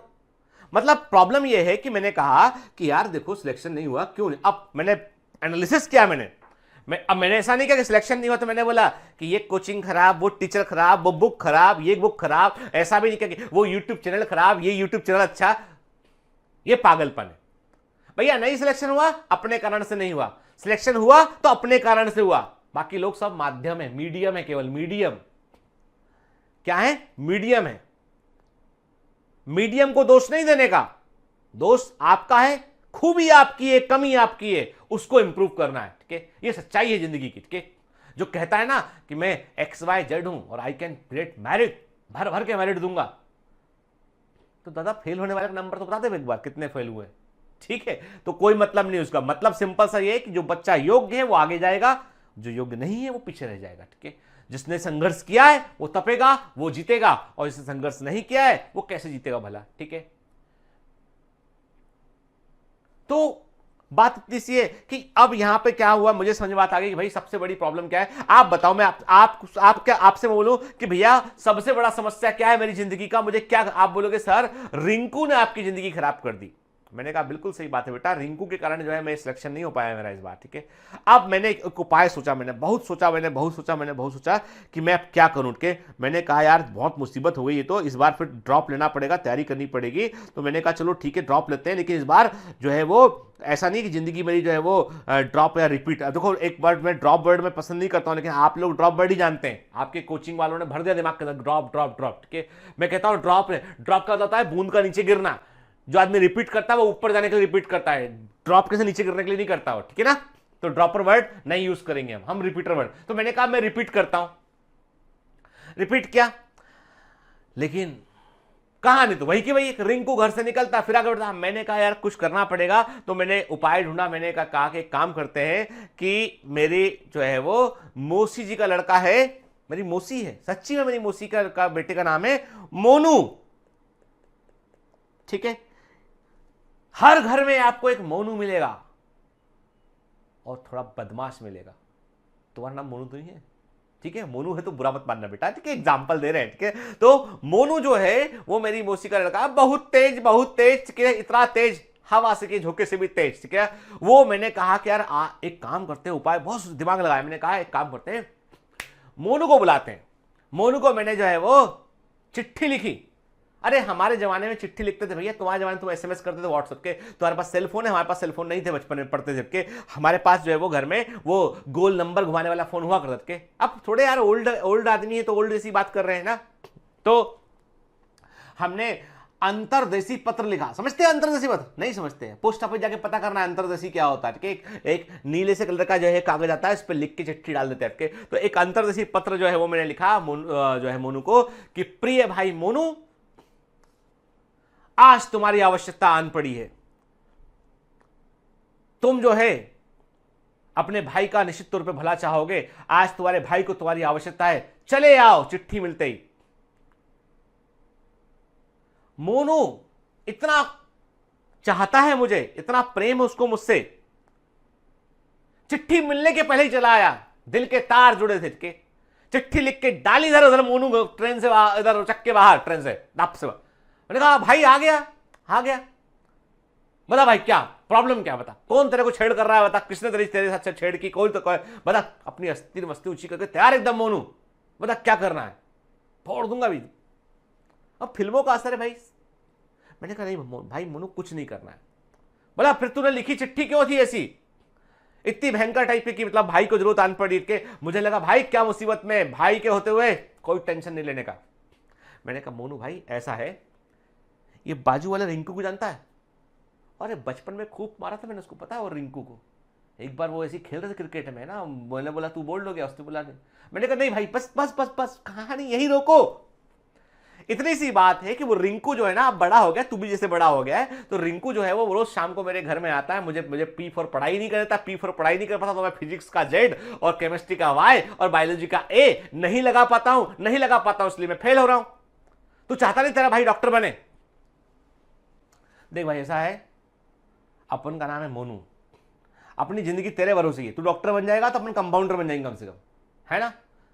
तेरा गल्ला वल्ला संभाल लेंगे, जो पैसा वैसा आएगा, फीस मिल जाएगी वो ले लो, वो करूंगा, थोड़ी सी रख लूंगा और थोड़ी बाकी तेरे को दे दूंगा, ठीक है ना।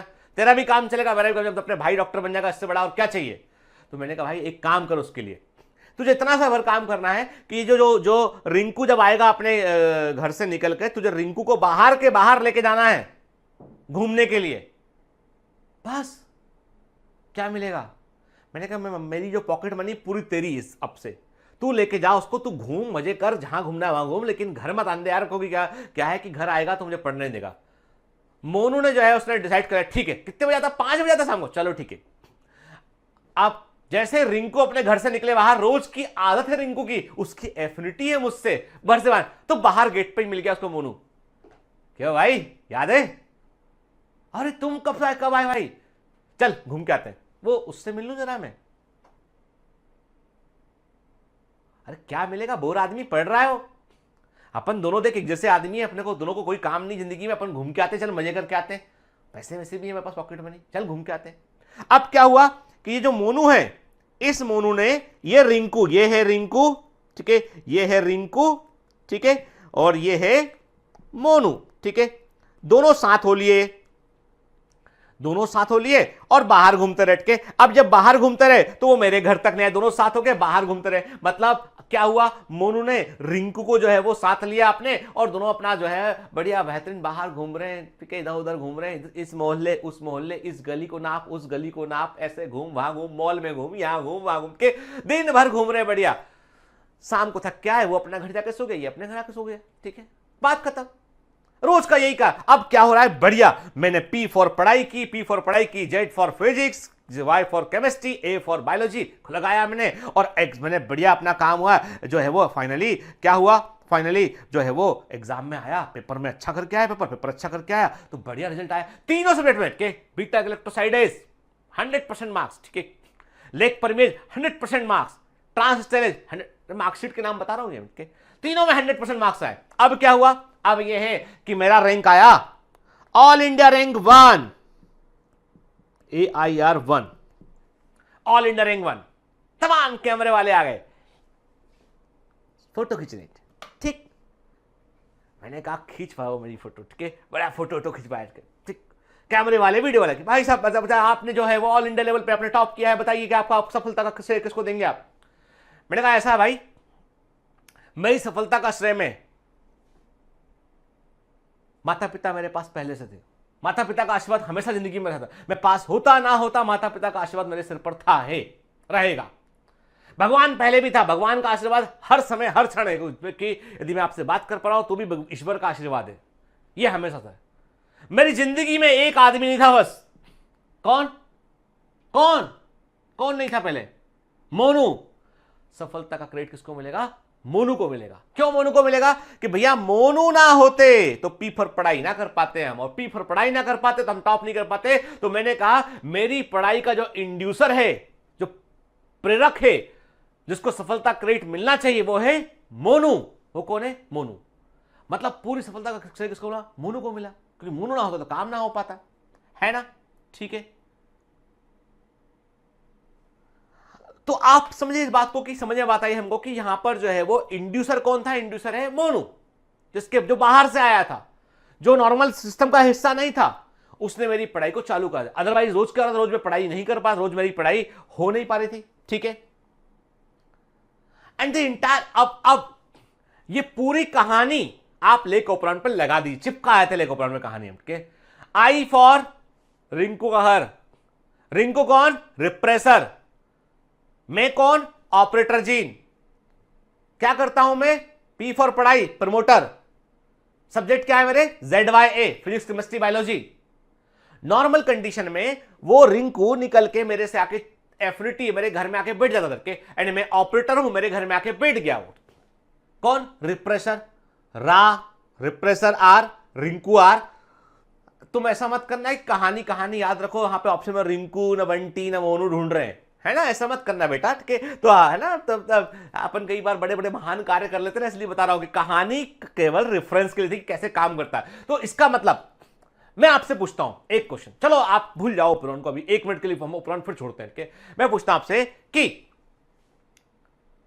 स्विच ऑफ मेरी पढ़ाई का किसने किया था और कैसे स्विच ऑफ होता? मैं आपसे कहानी पूछ रहा हूं, कैसे मेरी पढ़ाई का स्विच ऑफ हुआ था, किसने स्विच ऑफ किया था? आप बोलोगे सर वो रिंकू आया था आपके घर बैठने के लिए, और रिंकू ने आपको मोहल्ले पड़ोस की गली गली की कहानी सुनाई थी, इसलिए आप नहीं निकल पाए थे, है ना? ठीक है। रिंकू कौन? रिंकू बोले तो रिप्रेसर। मैं कौन? Operator gene. ऑपरेटर जीन से रिप्रेसर आके जुड़ा, स्विच ऑफ। प्रमोटर को इंफॉर्मेशन नहीं जा रही है, प्रमोटर से स्ट्रेटेजी को इंफॉर्मेशन नहीं जा रही है, ZYA को काम नहीं होगा, है ना? तो स्विच ऑफ कैसे हुआ? जब रिप्रेसर ऑपरेटर जीन से आके जुड़ा, रिंकू मुझसे आके जुड़ा, आई बात समझ के, तो स्विच ऑफ हो गया। स्विच ऑन कैसे हुआ? आपने कहा सर कहानी में स्विच ऑन किया था मोनू ने। मोनू का असली नाम है, बताए स्कूल का नाम क्या उसका? लैक्टोज सिंह। हाँ बिल्कुल सही नाम, लैक्टोज सिंह के। तो मोनू का नाम है लैक्टोज। लैक्टोज बाहर से आया, उसने रिप्रेसर को, रिंकू को साथ ले या कि बाहर भैया बाहर के बाहर एफिनिटी कर ली, मतलब लैक्टोज की ने आके जुड़ा रिप्रेसर से के, और lactose is the inducer. Why it is inducer? क्योंकि इसने मेरी पढ़ाई को इंड्यूस करने दिया। ऑपरेटर ने प्रमोटर को मैसेज दिया, प्रमोटर स्ट्रेटेजी को मैसेज दिया, काम होने लगा के। तो जो लेक ओपरान में जो इंड्यूसर है वो लैक्टोज है, और जो रिप्रेसर है वो रिंकू, रिप्रेसर हट के। जब लैक्टोज रिप्रेसर से जुड़ा, कौन घूमने गए थे बाहर? मेले में गली गली में कौन घूम रहे थे? मोनू और रिंकू, है ना? तो मतलब रिप्रेसर और लैक्टोज दोनों मिलके जो है बाहर के बाहर अपना एक ग्रुप बना लेंगे, और वो अब ऑपरेटर्स जाके नहीं जोड़ेंगे, स्विच ऑन हो जाएगा, है ना? So simple, this is the operation of the lac operon. ऐसे लेक ओपरान काम करता है, ठीक है? चलिए, तो आप समझ गए, आपने कहा कि कुल मिलाकर बात यह है कि रेगुलेटर जीन जो है वो रिप्रेसर प्रोटीन को बनाएगा, और रिप्रेसर प्रोटीन ऑपरेटर से जाके जुड़ेगा, और इसलिए ऑपरेटर प्रमोटर को मैसेज नहीं दे पाएगा, प्रमोटर पर RNA पॉलीमरेज नहीं जुड़ पाएगा, तो स्ट्रेटेजी जीन काम नहीं कर पाएगा, स्विच ऑफ। तो मतलब नॉर्मल कंडीशन में जब तक मोनू नहीं था, नॉर्मल कंडीशन में जो है लेक ओपरान में स्विच ऑफ रहता है, नॉर्मल कंडीशन में स्विच ऑफ रहता है, क्योंकि लैक्टोज पचाने वाले एंजाइमों की आवश्यकता नहीं होती है, मीडियम में ग्लूकोज प्रेजेंट रहता है, ठीक है? क्लियर? तो काम नहीं हो पाता है, क्लियर? ठीक है ना?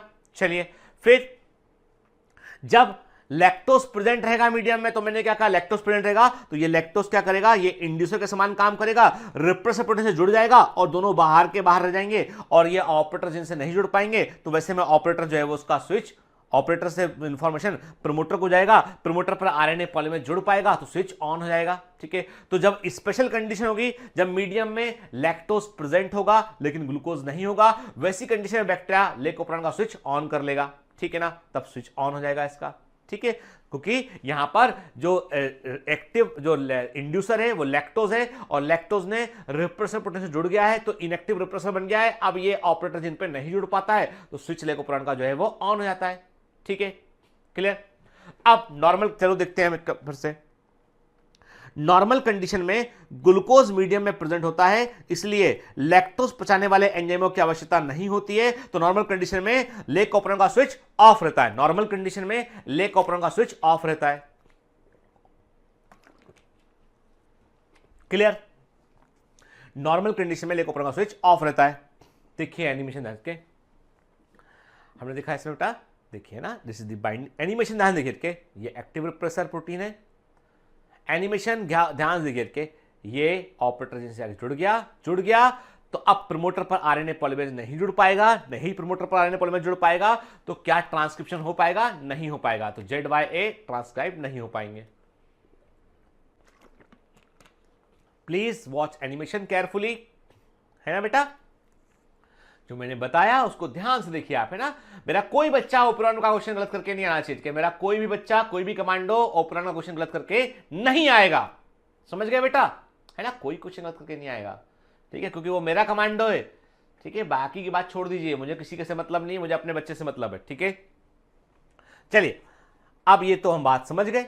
ठीक है, अब स्पेशल कंडीशन क्या है, glucose is absent in the medium but lactose is present, so this time there is need of lactose metabolizing enzyme, तो लेकोप्रोन का स्विच ऑन होगा इस समय।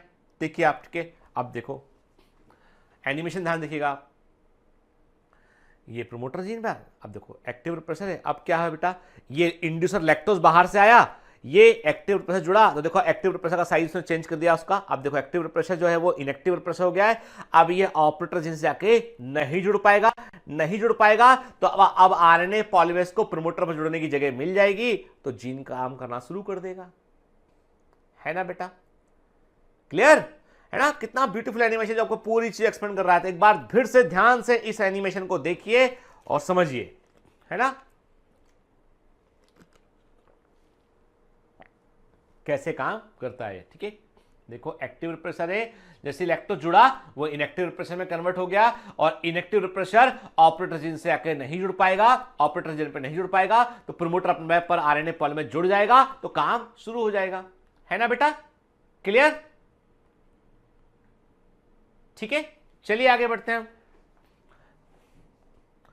ठीक, चलिए पहले बात करते हैं। अब मैं बार बार इसलिए बता रहा था कि एकदम से मैं ओपरॉन पर आपका एक डीपीपी मैं ओपरॉन पर ही दूंगा, कब दूंगा अभी बता नहीं पाऊंगा आपको, क्योंकि अभी आपका लेक्चर रिलीज होता है तो डीपीपी का सीक्वेंस हमें बैठाना पड़ता है, तो मैं आपको एक डीपीपी आपको मैं ओपरॉन पर बेच दूंगा, तो उसके क्वेश्चन कर लोगे तो उसके अलावा कोई क्वेश्चन करने की जरूरत नहीं पड़ेगी आपको। ठीक है, देखो हमें मालूम है नॉर्मल कंडीशन में regulator gene code for an active repressor protein, हमें मालूम है। ठीक है, repressor protein then bind to the operator region of the operon, repressor protein operon. देखो अभी मैंने केवल इमेजेस दिखाई थी, अब मैं आपको लिखा हुआ दिखा रहा हूं कैसे का। रेगुलेटर जीन एक्टिव रिप्रेसर को कोड करता है, रिप्रेसर प्रोटीन ओपरॉन के ऑपरेटर रीजन से एफिनिटी रखता है, वहां जाके जुड़ता है। जब when active repressor protein bound to the operator region, very very important, exam में पूछा जाता है के, जब सक्रिय रिप्रेसर प्रोटीन ऑपरेटर जीन से जाके जुड़ता है तब आरएनए पॉलीमरेज, ऐसा एंजाइम जो ट्रांसक्रिप्शन के लिए जरूरी होता है, वो प्रमोटर रीजन पर नहीं जुड़ पाता है, इसलिए ट्रांसक्रिप्शन नहीं हो पाता है। ठीक है, clear. If RNA polymerase does not bind to the promoter region, the 3 enzyme gene ZYA transcribe नहीं हो पाते हैं। क्लियर, ठीक है। Without transcription of 3 enzyme gene, जैसे जब ये तीनों जीन ट्रांसक्राइब नहीं हो पाते हैं तो तीनों एंजाइम जो लैक्टोज मेटाबॉलिज्म के लिए चाहिए होते हैं वो नहीं बन पाते हैं। ठीक है, नॉर्मल कंडीशन में लेकोप्रोन का स्विच ऑफ रहता है। ठीक है, देखिए ध्यान से, दिस इज द इमेज जिसका आपको स्क्रीनशॉट लेना है और आपको कॉपी में बनाना भी है। ठीक है, क्लियर। ये इमेज कॉपी में आपके होना चाहिए।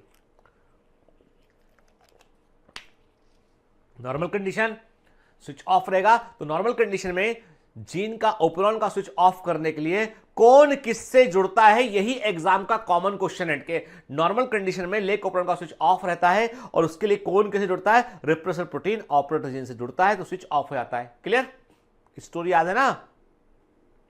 जब लेक ओपेरॉन कब की बात कर रहे हैं, जब मीडियम में लैक्टोज प्रेजेंट होगा तब की बात कर रहे हैं, ठीक है। तो मैंने क्या कहा, रेगुलेटर जीन जो होता है वो रिप्रेसर प्रोटीन को कोड करता है, लैक्टोज जो होता है मोनो इंड्यूसर के समान काम करता है और एक्टिव रिप्रेसर से जाकर वो जुड़ जाता है, ठीक है। और जैसे ही इंड्यूसर एक्टिव रिप्रेसर जुड़ता है तो उसके अंदर वो शेप में परिवर्तन करता है और आपका रिप्रेसर जो है वो इनएक्टिवेट हो जाता है। The binding of inducer alter the shape of the allosteric repressor, तो उससे क्या होगा कि जैसे ही वो लैक्टोज जो कि इंड्यूसर है बेटा, वो रिप्रेसर प्रोटीन से जाकर जुड़ता है तो उसे वो इनएक्टिव करता है, उसे इनएक्टिवेट कर देता है, ठीक है। और इनएक्टिवेटेड रिप्रेसर जो होता है वो ऑपरेटर रीजन से जाकर नहीं जुड़ पाता है, ठीक है, ऑपरेटर रीजन पर जाकर नहीं जुड़ पाता है, ठीक है। क्लियर, ठीक है।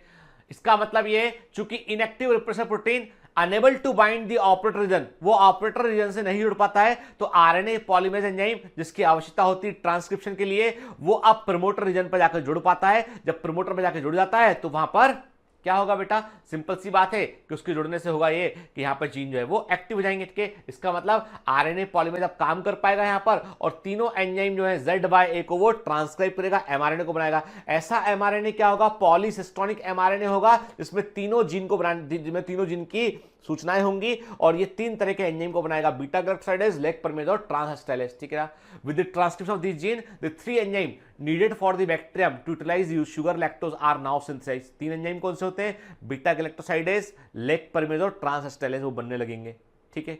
देखिए आप ना, देखो आई क्या है, रेगुलेटर जीन है, एमआरएनए रिप्रेसर प्रोटीन से लैक्टोज बाहर से आके जुड़ गया, उससे लैक्टोज क्या है बेटा, यहां पर इंड्यूसर है स्पेशल कंडीशन में, ठीक है। तो रिप्रेसर क्या हो गया, इनएक्टिव हो गया।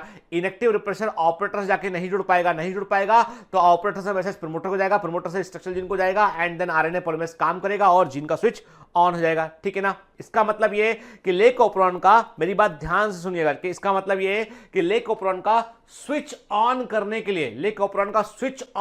लिए कौन किससे जुड़ता है, लेक ओपेरॉन का स्विच ऑन करने के लिए रिप्रेसर प्रोटीन इंड्यूसर से जुड़ता है। याद है ना Rinku, Monu, repressor protein lactose से या इंड्यूसर से जुड़ता है, स्विच ऑन हो जाता है, ठीक है।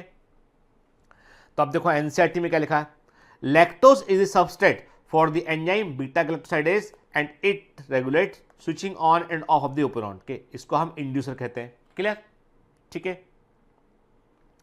In the absence of a preferred carbon source as glucose, if lactose is provided in the growth medium of the bacteria, the lactose is transported into the cell through the action of the permease, ठीक है।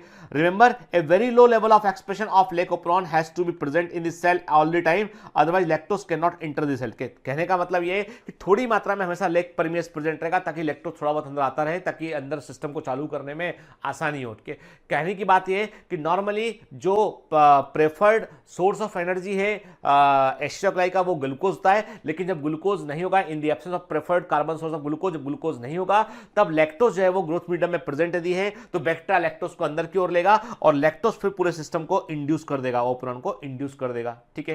कैसे induce करेगा, NCERT में साफ साफ image में रखा है कि देखो रेगुलेटर जीन ने रिप्रेसर एमआरएनए बनाया, उससे रिप्रेसर प्रोटीन बना, रिप्रेसर प्रोटीन जो है वो ऑपरेटर जीन से जाके जुड़ जाता है और आरएनए पॉलीमरेज को जुड़ने नहीं देता है, तो काम नहीं हो पाता है, स्विच ऑफ है के।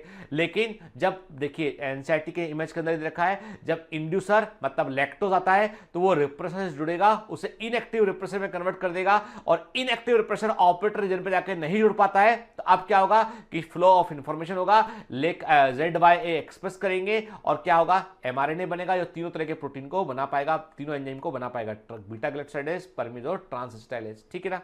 Clear, the repressor of the operon is synthesised from the regulator gene, ठीक है, हमेशा बनता है, ये लगातार बनता है, ठीक है। The repressor protein bind to the operator region of the operon and prevent RNA polymerase from transcribing the operon। बार बार देखा मैंने बताया आपको कि जैसे ही जो है वो रिप्रेसर प्रोटीन ऑपरेटर रीजन से जाके जुड़ेगा ओपेरॉन में, तो आरएनए पॉलीमरेज को जुड़ने की जगह नहीं मिलेगी, तो काम नहीं हो पाएगा, स्विच ऑफ रहेगा, ठीक है बेटा। क्लियर है ना।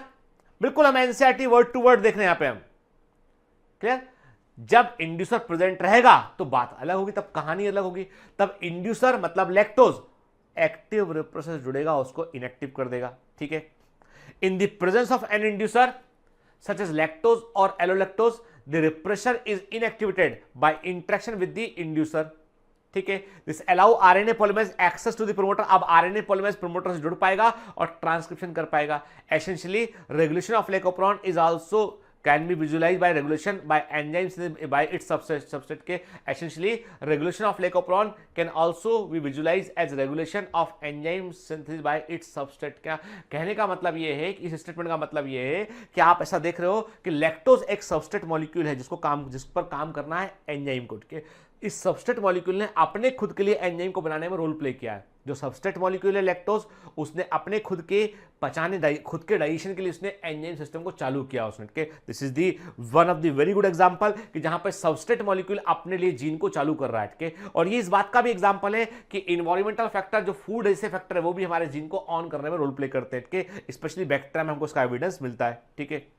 रिमेंबर, ग्लूकोज और गैलेक्टोज जो है वो इंड्यूसर के समान काम नहीं कर सकते हैं। केवल लैक्टोज जो है वो इंड्यूसर के समान काम कर सकता है। Regulation of lac operon by repressor is referred as the negative regulation. के देखो सिंपल सी बात है कि लेकोप्रोन नॉर्मल कंडीशन में स्विच ऑफ था। नॉर्मल कंडीशन में जो रिप्रेसर प्रोटीन था वो हमेशा लेकोप्रोन को रोक रहा था, हमेशा लेकोप्रोन को एक्सप्रेस करने से रोक रहा था, मतलब वो नेगेटिव कंट्रोल था। जब जैसे रिप्रेसर को आपने हटा दिया वहां से, सिस्टम चालू हो गया के, तो हम क्या बोलते हैं, हम बात करते हैं नेगेटिव रेगुलेशन। तो जो हमने एग्जांपल देखा वो नेगेटिव रेगुलेशन को इंडिकेट करता है। नेगेटिव रेगुलेशन मतलब है कि काम होने से रोकता है कौन, रिप्रेसर। नॉर्मल कंडीशन में रिप्रेसर काम होने से रोकता है। हालांकि हमें कुछ ऐसे एविडेंस मिले हैं कि जहां पर लेकोप्रोन का पॉजिटिव कंट्रोल देखने मिलता है, जैसे कि साइक्लिक एएमपी जो होता है वो लेकोप्रोन के पॉजिटिव कंट्रोल में रोल प्ले करता है। लेकिन ये सब जो है वो एमएससी लेवल पर मेडिकल बायोकेमिस्ट्री लेवल पर बताया जाता है। तो अभी फिलहाल इसको समझने की जरूरत नहीं है बैठ के। ये एनसीईआरटी ने साफ साफ कर दिया उसने कि discussion beyond level this level है, 12th के लेवल पर बात नहीं करेंगे इस पर हम। ठीक है ना? तो हालांकि लेकोप्रोन का पॉजिटिव कंट्रोल भी रेगुलेशन भी हो सकता है। और cyclic AMP plays very important role in this. ठीक है? पर हम यहाँ पर इसकी बात नहीं करेंगे। क्लियर? अब हमको बात समझ में आ गई यहां पर कि लेकोप्रोन काम कैसे करता है। आया कि नहीं आया समझ में? आना चाहिए। ठीक है? कि लेकोप्रोन, अब देखो बेटा याद रखना, लेकोप्रोन का मतलब क्या है, कौन से एंजाइम्स है, कौन से जीन है, उसके अंदर जीन का सीक्वेंस क्या है, ओप्रोन का मतलब क्या होता है, ओप्रोन के अंदर जीन का क्रम क्या है, के जीन के बारे में डिटेल की कितना वेस्पर से बना हुआ है वो मैंने नोट कराया आपको। फिर आपको कि लेकोप्रोन का नॉर्मल कंडीशन में स्विच ऑफ क्यों रहता है, स्पेशल कंडीशन में स्विच ऑन कैसे होता है, स्विच ऑन करने में इंड्यूसर कौन है, स्विच ऑन करने के लिए कौन किससे जुड़ता है, स्विच ऑफ करने के लिए कौन किससे जुड़ता है, ये एग्जाम की क्वेश्चन है, ये दिमाग में रहना चाहिए। ठीक है ना? क्लियर? तो चलिए, आज का लेक्चर लंबा हुआ आपको, लेकिन आज हमने ओप्रोन को समझा बेटा। और इसके बाद आपका कोई भी क्वेश्चन ओप्रोन पे गलत नहीं होना चाहिए। ढूंढ के क्वेश्चन लगाइए। आप कुछ मत कीजिए, एमसीक्यू बुक खोलिए, ढूंढ के क्वेश्चन लगाइए। मैं जब डीपी दूंगा तब दूंगा, पर पहले आप प्रैक्टिस कर लीजिए, क्वेश्चन लगा लीजिए ढूंढ के।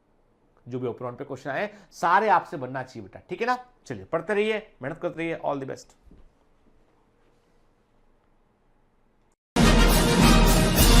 Hi. To become an official commando of Biomentors, join us at www.biomentors.online. Here you can solve daily practice papers, an online test. You can download performance enhancement sheets.